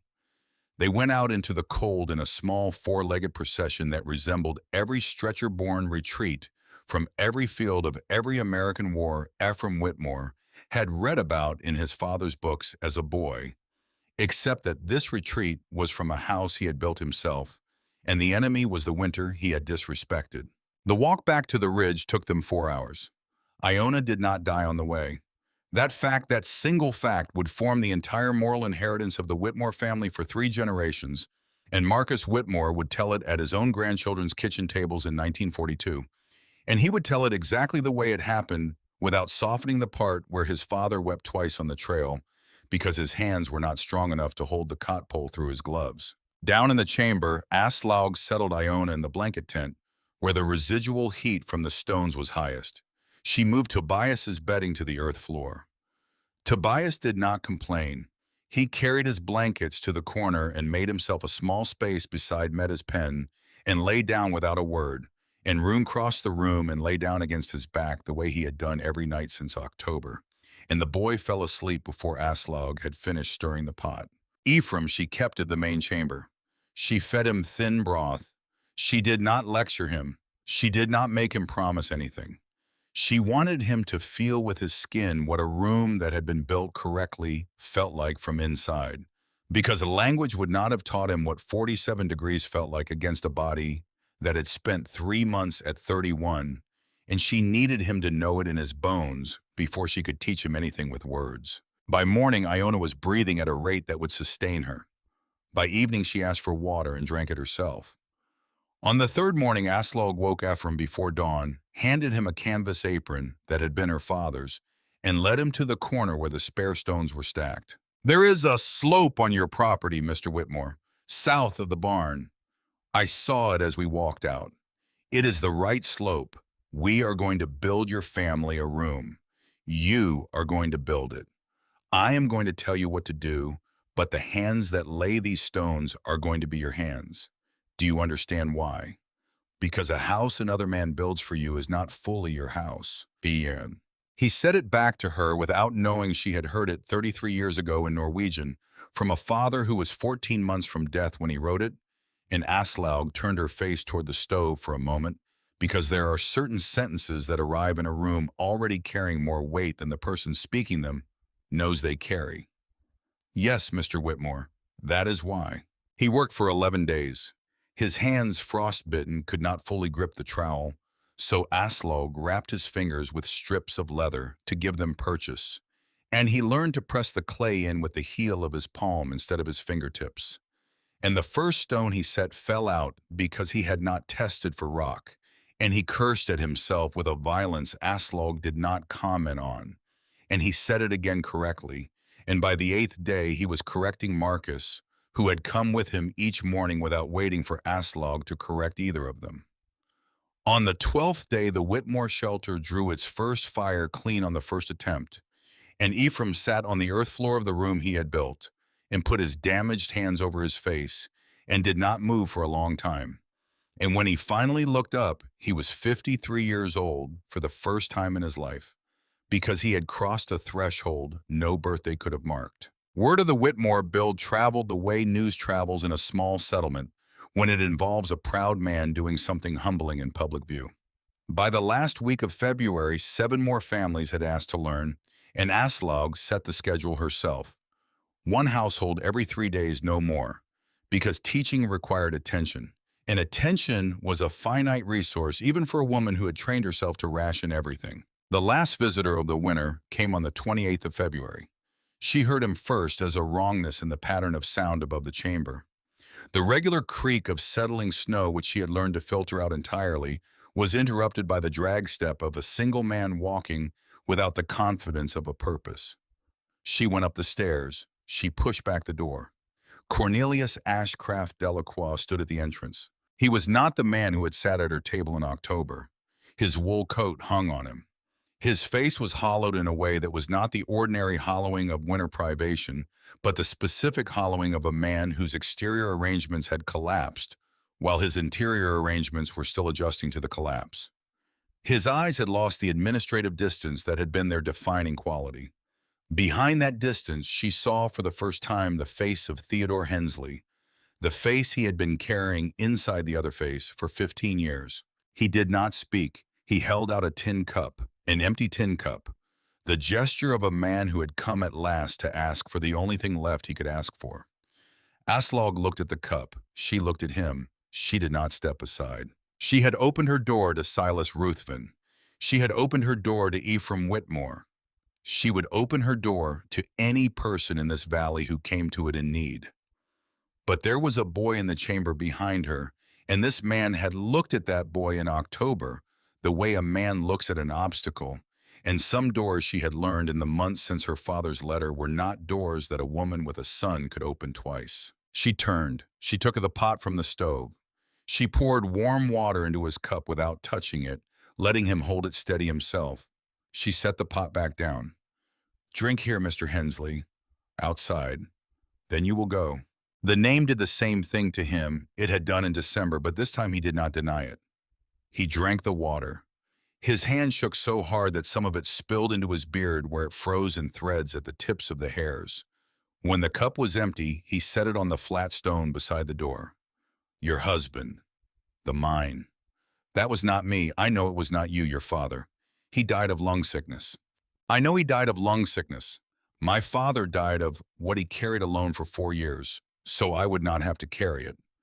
Do not attempt to trade in my losses, Mr. Hensley. You do not have the currency for that transaction. He absorbed it. His breath came out in a plume that hung between them longer than plumes had any business hanging in late February. How did your father know? She had expected the question. It was in some way the only question a man like him could still afford to ask. He recognized you 4 years ago in Fort Ashboro. You did not recognize him. He watched you the way a stonemason watches a foundation he does not trust. He waited for you to reveal yourself in a way that could be documented. You revealed yourself when you sent your marshal to my door. He nodded slowly like a man arriving at a conclusion that some deeper part of him had always known was waiting. I will not fight the trial. I know. He turned and walked back down the ridge. He did not turn to look at her. He did not deserve the exchange of a final glance, and he was at last wearing the size of himself accurately, which was smaller than his coat and smaller than his crimes and smaller than the 15 years of running had led him to believe. She closed the door. She went down the stairs. Tobias was standing at the bottom, holding Rune by the collar, though Rune had not moved because Rune had known from the moment the footsteps registered that this was a man his mistress would handle without help. Tobias's eyes were wide. Mama, who was that? She sat down on the earth floor. She pulled him against her side. That was the man who tried to take our home, Gutton. And now he has nothing left to take, not even his own name. The break in the cold came on the 3rd of March. The temperature climbed to 15 and stayed there, then climbed higher. By the 10th of March, the thermometer read 40 during the day. Aslaug stood at the top of her stairs and looked out at a valley that was still white, but was no longer white in the same way. The whiteness had gone porous. The cottonwoods along the creek had begun to show their bark again in narrow strips where the snow had slid away from the trunks. The air moved differently. Somewhere down there in Cedarwick Hollow, the community that had counted her dead in November was counting itself instead, and the arithmetic of that count would take the rest of March to complete. Zebediah Ravenscroft came up the ridge on the 15th of March. He came on foot. He was 79 years old, and he had walked 4 miles through mud that came to his knees, and he carried a leather satchel across his shoulder that was the same satchel Aslaug had last seen tucked inside his coat on a stump beside the road in October. He sat down on the flat stone outside her door with the audible relief of a man whose body had been asked to complete a task his mind had committed him to before consulting the body. She brought him coffee. He drank it in silence for a while. Miss Brenneman, Marshal Bracken spoke to me the first week of December. He told me you said it was time. She waited. I did not come sooner because I needed one more piece. That piece arrived 3 weeks ago on the stage from Rapid City. He is at the Kellerman parsonage now. The Reverend has agreed to keep him hidden until the circuit judge arrives in April. He opened the satchel. He took out 3 documents. He laid them on the flat stone between them in the order in which she would need to read them. The first was a bill of sale for a silver mine in Silverton, Colorado, dated the 7th of June, 1871, signed at the bottom by 2 men. One was Frederick Rowdio. The other was Theodore Hensley. Both signatures were formed by hands that were used to holding a pen. Both were clearly the work of the men whose names they carried. The second was a mortgage assignment on the same mine dated the 12th of June, 1871, assigning Frederick Rowdio's share to Theodore Hensley. The signature that appeared as Frederick Rowdio's on the assignment did not match the signature on the first document. It was a forgery. The letter shapes were too rounded. The pressure was too even. The downstroke of the R had none of the small hitch that Frederick had put into every R he ever wrote.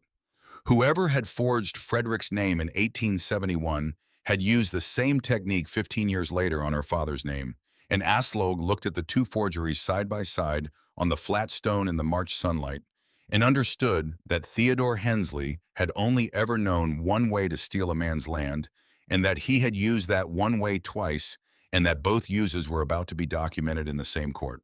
The third document was a coroner's report from Silverton, Colorado, dated the 14th of June, 1871. Frederick Rowdio. Cause of death: gunshot wound to the back. No arrest had been made because the only witness, a hired man named Reuben Doyle, had disappeared the same night. Aslaug read the three documents. She looked up at Zebediah.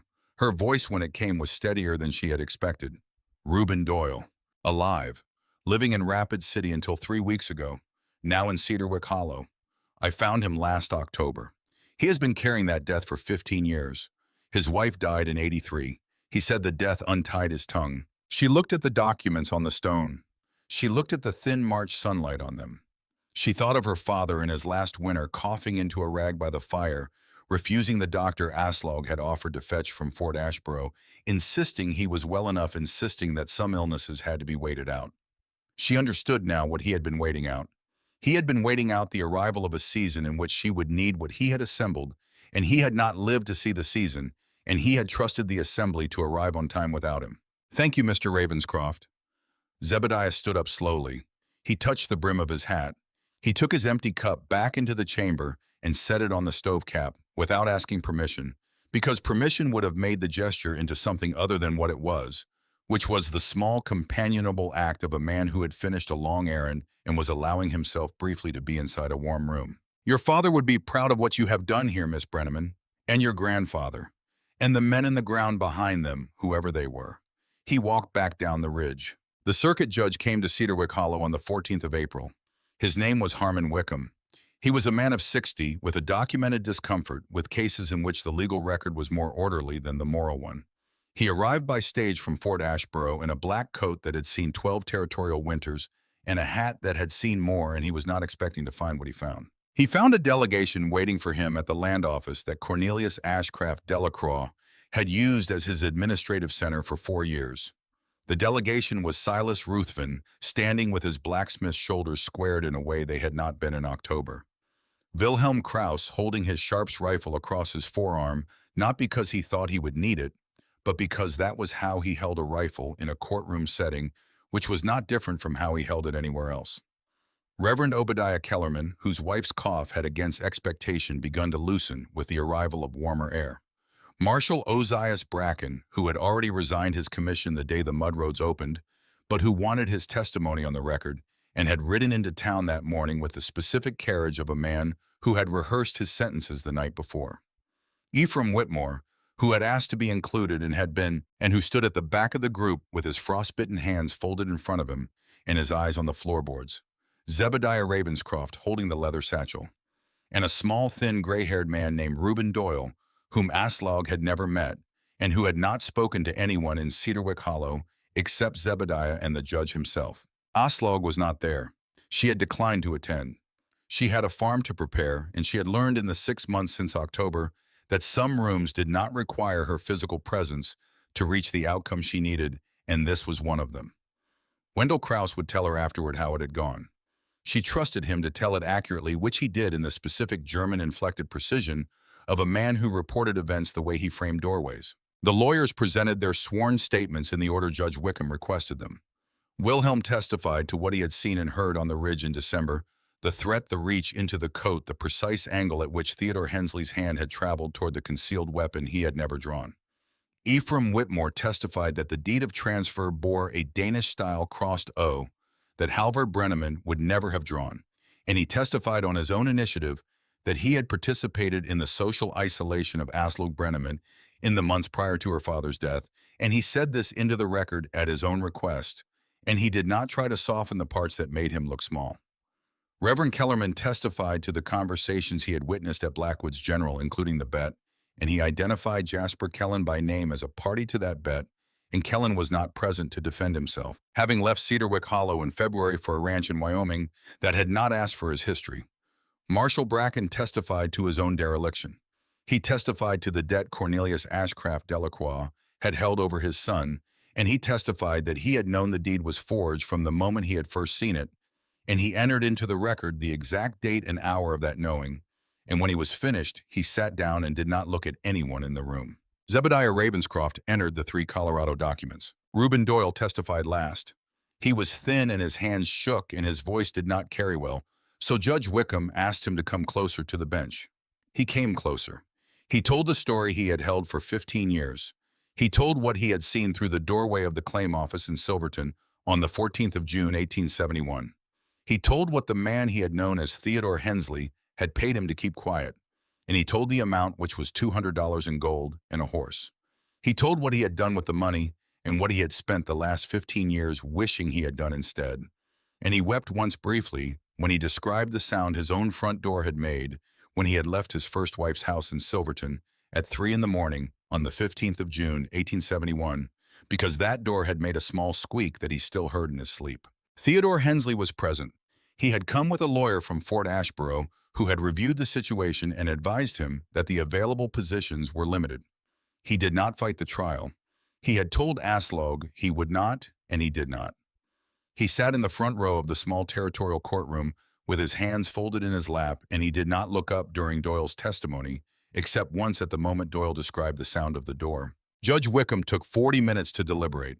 He returned a verdict that nullified the transfer deed as proceeding from a fraudulent instrument.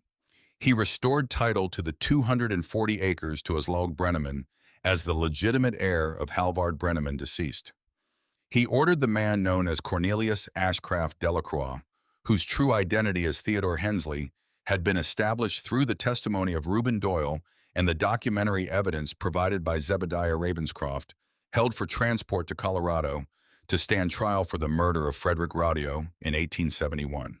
He recommended the county commission review Marshal Bracken's cooperation as a mitigating factor in any professional review, which they later did, allowing Bracken to resign with his pension intact, though he never sought another commission. Hensley left Cedarwick Hollow in a locked wagon on the 17th of April.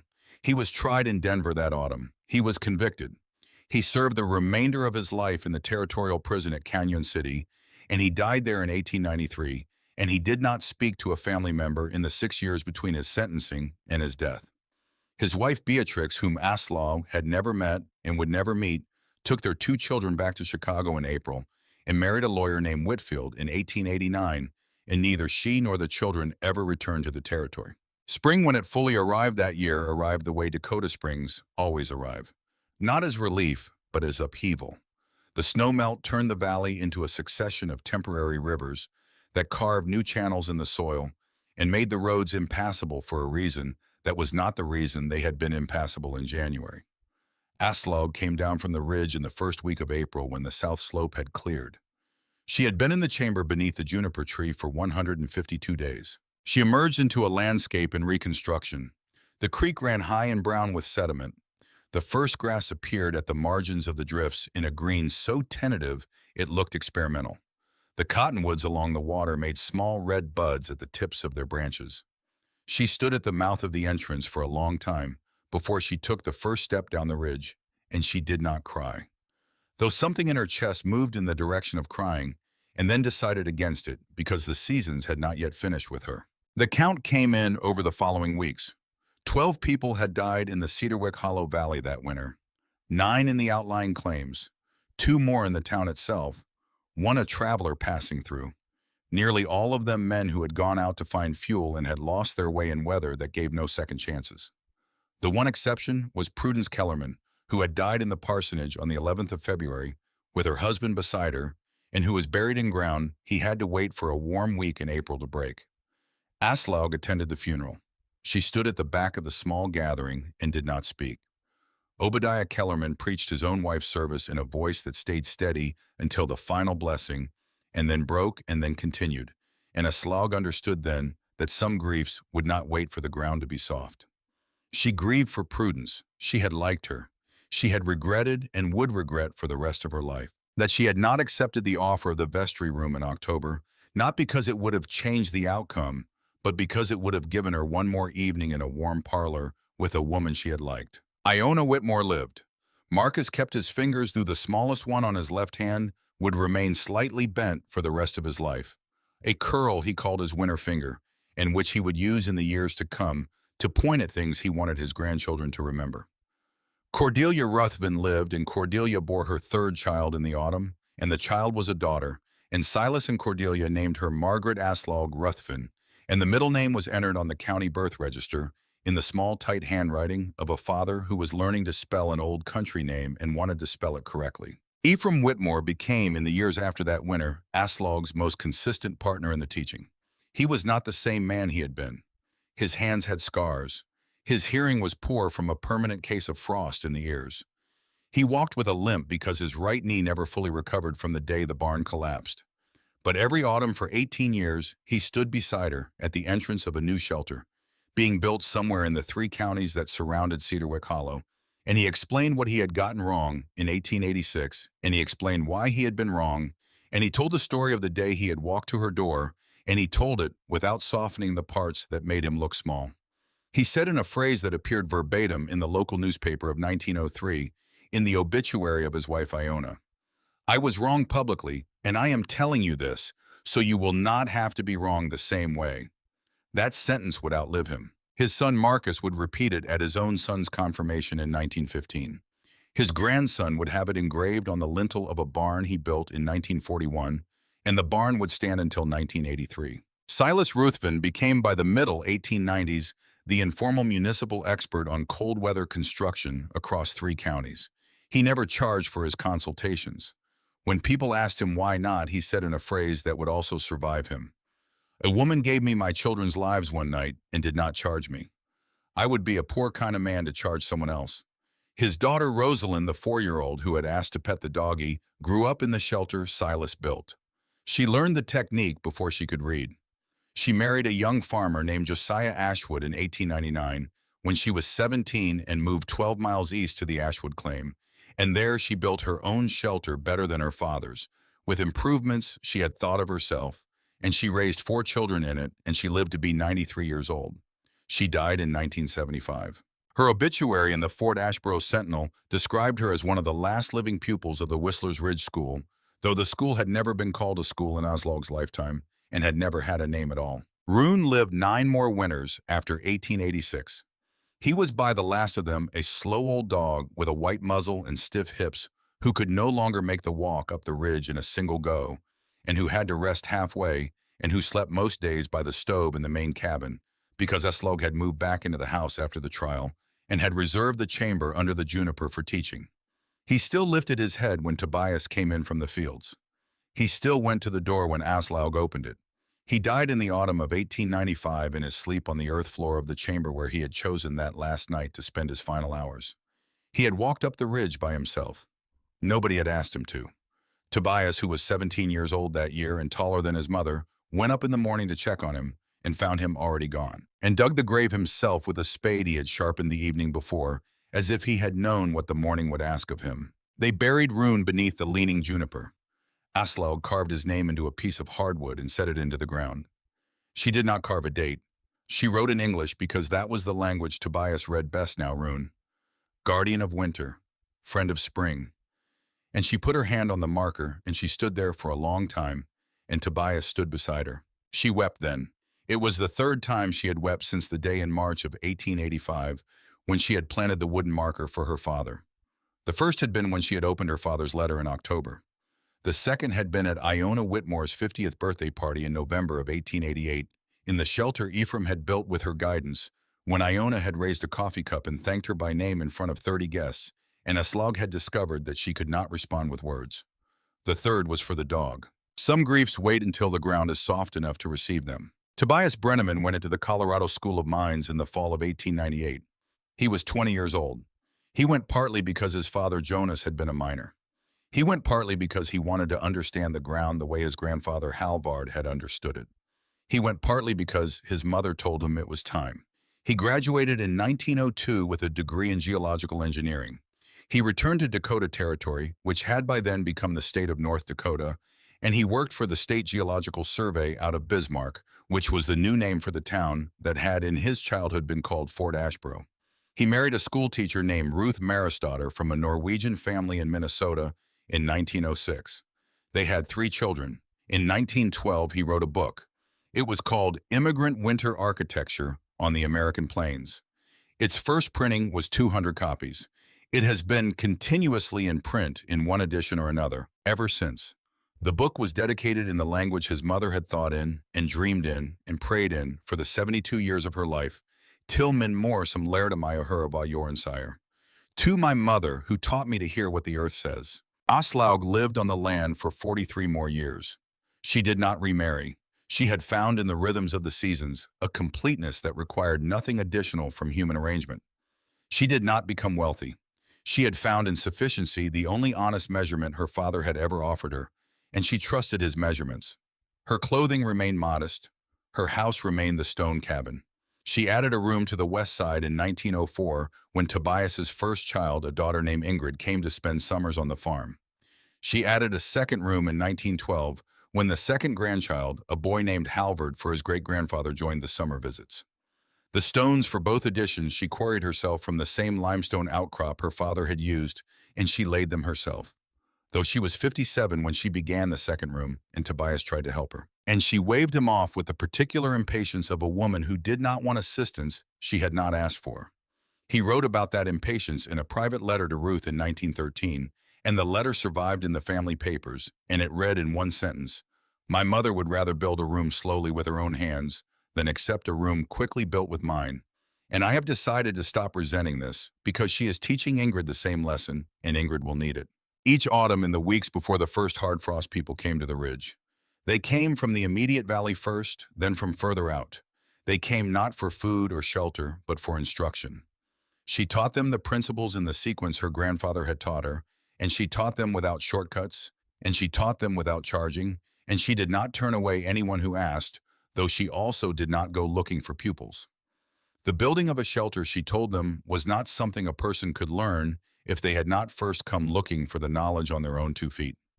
She sent them away with drawings and with the expectation that they would apply what she had shown them, which most of them did, because the alternative was the kind of winter that had reorganized Cedarwick Hollow, and Cedarwick Hollow's story had by 1900 traveled far enough that people arrived at the ridge already knowing they wanted to avoid becoming its next chapter. She grew old visibly without apology. The years recorded themselves in her hands and her face the way weather records itself in stone, not as damage as evidence. Her hair went gray in her 40s, white in her 60s, and by 70 it had the specific color of old sun-bleached bone that Ephraim Whitmore's granddaughter Elsie described in a school essay in 1923 as looking like moonlight that had settled and decided to stay. Elsie won a small prize for the essay. Aslaug kept the essay in her tin box folded once tucked between her father's letter and her son's first written attempt at a Norwegian sentence. Ephraim Whitmore died in 1909 at 75 of a heart failure that took him in his sleep.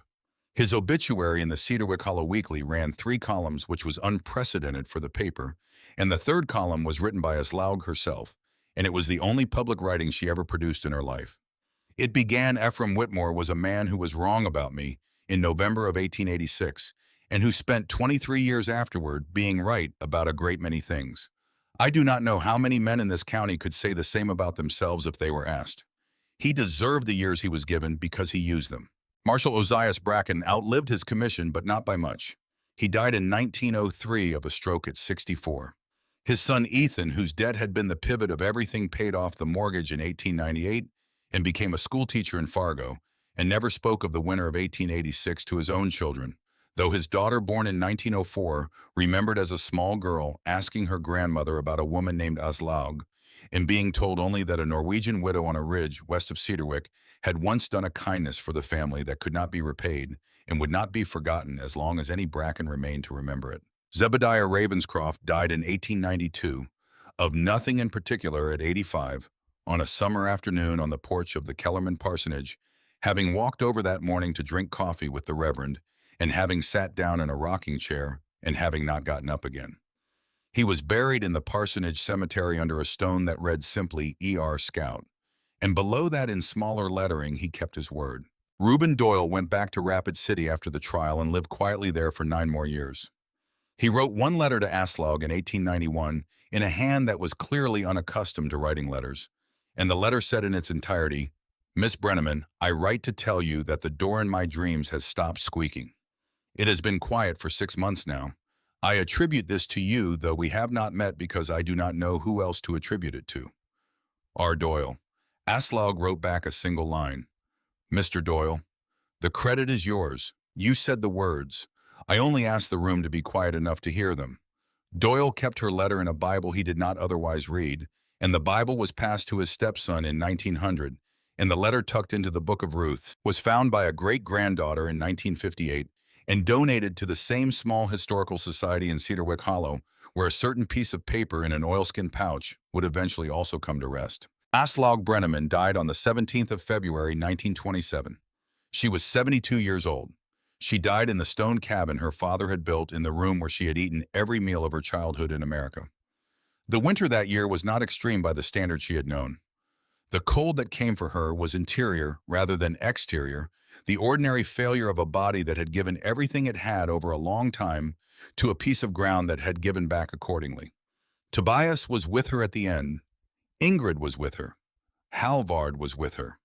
Ruth had baked bread that morning in the West Room addition, and the smell of it reached the front room where the bed had been moved to catch the winter light. And Aslaug said in the last full sentence anyone ever recorded from her addressed to Ingrid, who was 23 years old and had come home from Bismarck to sit with her. The earth remembers Ingrid. Whatever else forgets the earth does not. She was buried on the south slope of the hill, not far from the leaning juniper tree and ground. Her sun broke in a brief warm spell between the winter's last hard frosts. The neighbors who attended were most of them the children and grandchildren of people who had come to the entrance in the winter of 1886. They stood at the grave with the specific quality of grief that belongs to the loss of someone who has taught you something essential. Not the grief of bereavement alone, the grief of a reference point going dark. The particular weight of no longer being able to ask the person who always knew. In the 1970s, researchers from North Dakota State University began to study the shelters that were still visible in the low hills west of what had by then become the small, unincorporated community of Cedarwick, Dakota, being now North Dakota the Fort, now Bismarck, the Hollow, now merely a road sign. There were at that time 23 shelters still standing. Several were being maintained by descendants of the families who had built them. Others had been abandoned but had not collapsed. The researchers took measurements. They studied the ventilation. They studied the thermal properties of the earthen walls. They compared what they were documenting to modern passive house architecture that was at that time being newly developed in Germany and Scandinavia, and they concluded that the shelters had been built on principles that had been reinvented independently in modern cold climate architecture. Principles now applied at facilities as extreme as the research stations at the South Pole. They also found in the chamber beneath the leaning juniper on a small ledge above the firebox that had been added, they estimated sometime in the 1920s, a small folded piece of paper in an oilskin pouch. The paper was in Aslaug Brenneman's hand. It had been written in English, which the researchers took to mean that she had intended it to be read by someone who would find the chamber after her and who might not read Norwegian. The paper said, "If you find this, the earth is teaching you something. Listen." That paper is now in the collection of the Cedarwick Historical Society in a small brick building on what used to be the main street of the settlement, which is now a wide gravel road with 2 houses and a post office. It sits behind a piece of glass in a wooden frame. The frame was made by a great-grandson of Silas Ruthven from a piece of juniper taken from a windfall branch of the tree that leaned over the entrance to the chamber below. The great-grandson's name is Elias Ruthven. He is a carpenter. He makes the frames for the Historical Society at cost, which is to say, for nothing, because his grandfather Ambrose told him, when Elias was 7 years old, the story of a night in February of 1886, when a Norwegian widow opened a door and did not charge them for the warmth. Elias remembers the story exactly the way his grandfather told it, and he has told it to his own children, and his own children will tell it to theirs, and this is how the chain holds. Not through monuments, not through statues, through carpenters who make frames at cost, and grandmothers who tell stories at kitchen tables, and daughters named for widows they never met, and small pieces of paper in oilskin pouches that say, when they are found, listen. What Aslaug Brenneman built was not the shelter. Her father built the shelter. Her grandfather built the knowledge that made the shelter possible. What she built was the link. She was the piece in the chain that mattered most, because a chain that ends at one person is not a chain at all. A chain requires that the person who receives the strength pass the strength along. She received what she had been given. She gave it away. Every widow who has ever done that in every hard season on every ridge in every language is Aslaug Brenneman, and every person who has ever opened a door in the middle of the night to a stranger holding a child is Aslaug Brenneman, and every teacher who has ever handed a student the drawing instead of the finished thing is Aslaug Brenneman. And the winter that tried to take her is the same winter that comes for all of us eventually. And the only defense any human being has ever devised against it is the same defense she used, which is to prepare. And to share what one has prepared, and to trust that the earth will remember the preparation, and to trust that those who come after will remember the sharing. Somewhere in this country tonight, someone is walking through the cold toward a door they are not certain will open. Somewhere someone is standing at a door they are not certain they should answer. And somewhere in a room warmer than the room she was born into, a woman is teaching her granddaughter how to do a small material thing correctly the way her own grandmother taught her, the way that grandmother's grandmother taught her, back through a line of hands that reaches further than any one family can name. That woman is the link. That granddaughter will be the link. The chain does not require our permission to continue. It requires only that when our turn comes, we do not drop it. Jordan Husker, the earth remembers, and so do we.